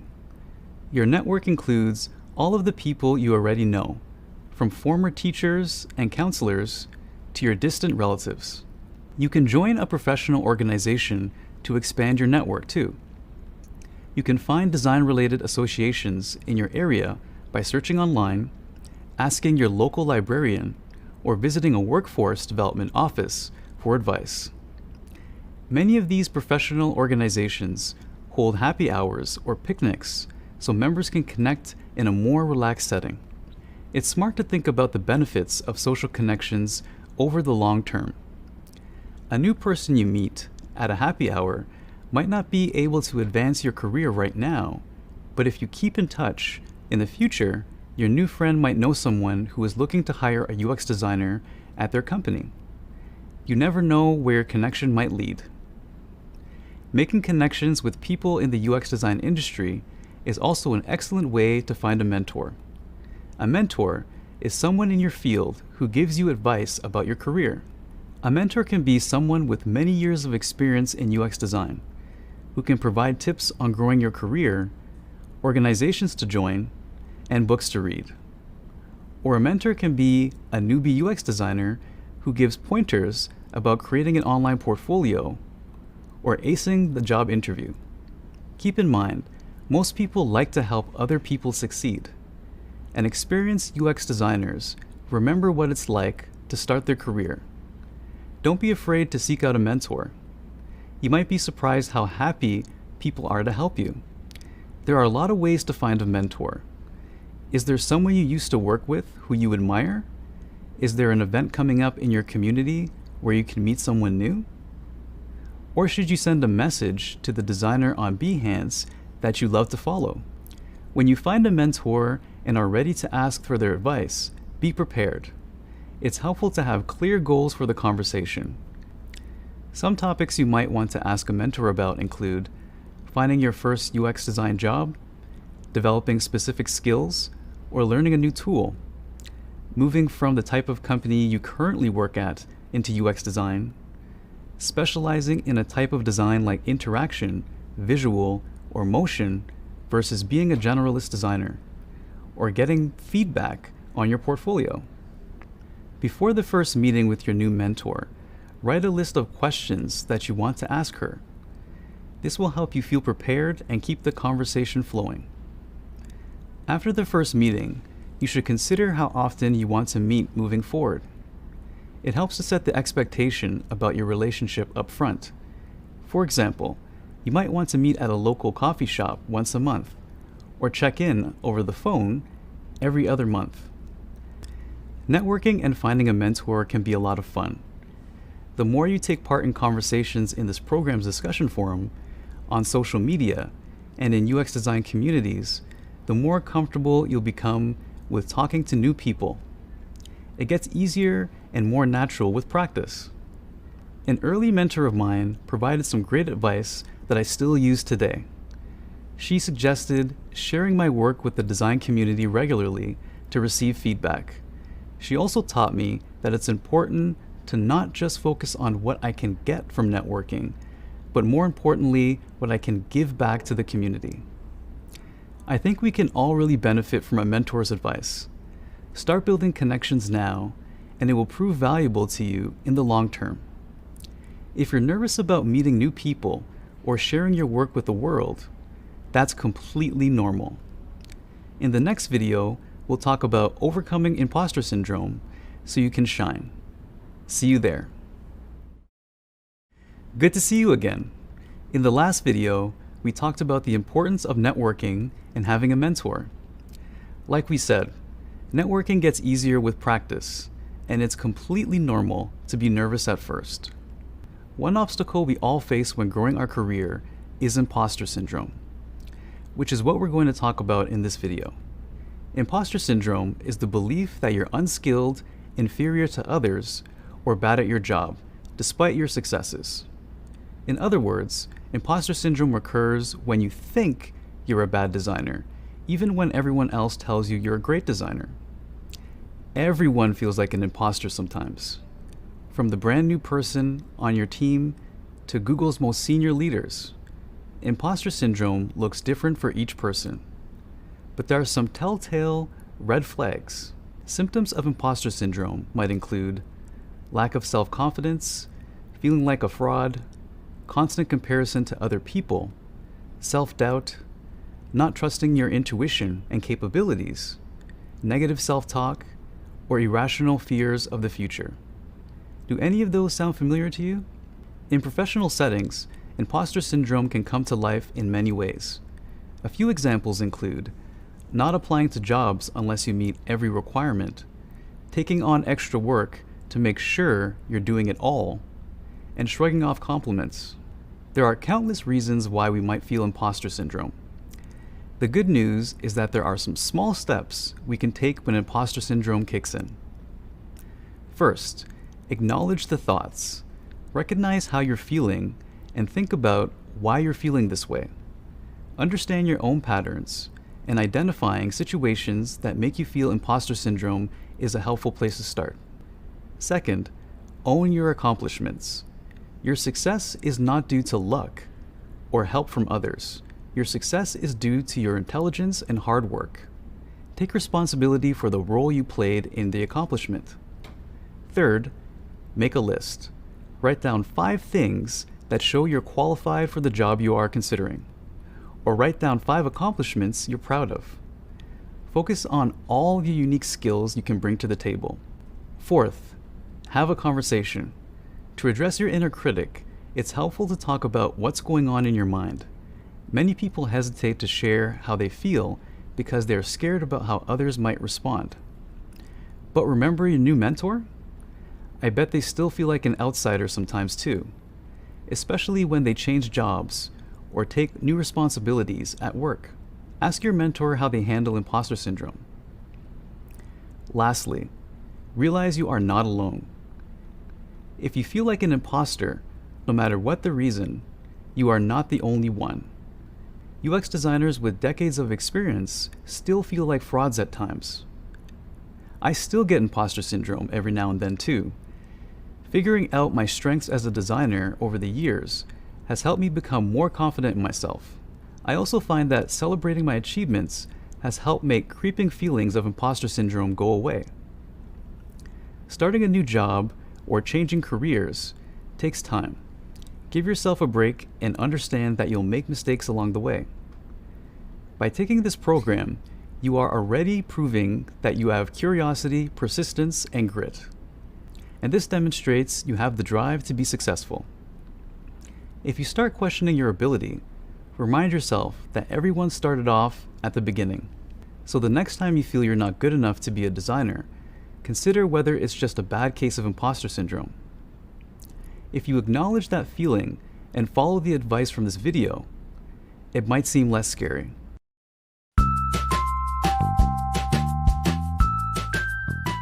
My name is Catherine, and I'm Vice President of User Experience at Google.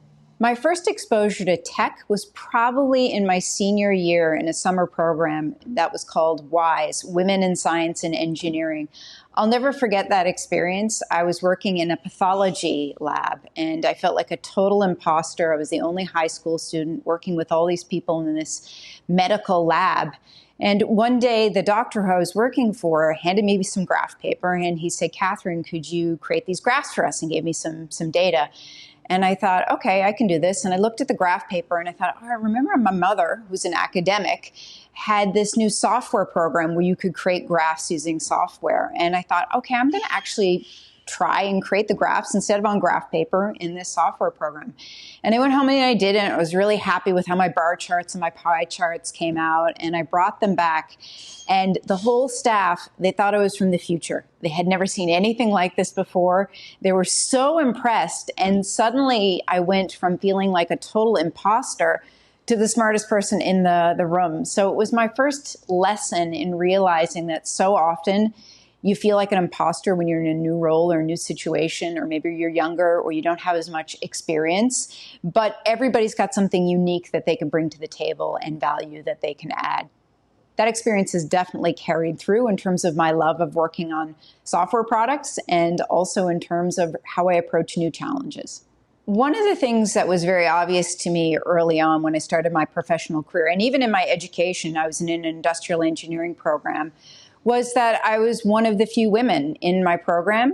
It was often doubly intimidating. If I was taking a new job, I was the one with the least experience, and I sometimes was the only female in the room. What I came to learn to do was to use that intimidation as fuel. And one of my most important philosophies is always to ask my peers, whether they were male or female or more senior or more junior, to ask for help. And without fail, people were always willing to help me. And very quickly, I would go from a place from feeling intimidated and maybe out of place to suddenly having bonds and connections with people and recognizing that these people were more than happy and in most cases actually really wanted to see me succeed. I'll never forget when I had my first mentor. My boss came to me, I was probably a year into my very first job in my career, and said, "Hey, Catherine, I'd like you to work with Joe. I think he'd be a really great mentor for you." And someone who was new in the field, I suddenly thought, what have I done wrong? I mustn't be doing my job correctly. Why am I getting a mentor? I was thinking it was some bad thing and some kind of punishment. And very quickly realized how I completely had misinterpreted my manager's intentions. I look at different people and things that I value that they do, whether it's someone's public speaking or someone's business acumen or someone who is able to influence, and I will ask them or try to model their behavior. So I feel like I've had many mentors throughout my career to help me with different things. One of my pieces of advice for people new to the field of user experience would be to leverage the community. It's really such an amazing open community of people. And if you're new to it, it can be daunting and intimidating. There's so much that may be unknown. So join some local groups who focus on user experience. Find a mentor, find a peer. You will be amazed how people are willing to help you, whether it's reviewing your portfolio or helping you think about companies that would be a good match for your skill set. So I absolutely encourage you to leverage the amazing community of user experience professionals out there who are open and willing to help. Congratulations! You've completed the first course in the program. You worked incredibly hard, and it shows. You should be very proud of yourself. Back when you started this program, you might have been nervous or excited, or both. And you might have wondered what UX even meant. Now look at you. You now know what a UX designer does and what drives us to make products better for users. Plus, you already started building your portfolio and thinking about your career. Let's review your accomplishments. In this course, you discovered user experience and why it's important for users and businesses, and learned what makes a design good for the user. Identified different disciplines within UX and what sort of tasks you might do as a UX designer. Learn the common tools, frameworks, and platforms used in UX design. Identify the steps of a design sprint and how you, as an entry-level UX designer, can take part in that process. And start developing your portfolio, personal brand, and online profiles so that you can start networking. You've covered a lot. You have a solid foundation in user experience that you can add to throughout the rest of this program. We'll build on your knowledge in the next course, where we'll get started with user research, understanding design problems, and brainstorming early solutions. Emily, who you met briefly in the introduction to the program, will be your guide for the next course. Emily is a fantastic instructor and really knowledgeable about the field of UX, so get ready to learn a lot. Now it's time for me to sign off. It's been such a pleasure taking you through this course. I can't wait to experience your designs in action one day. Good luck as you continue the program.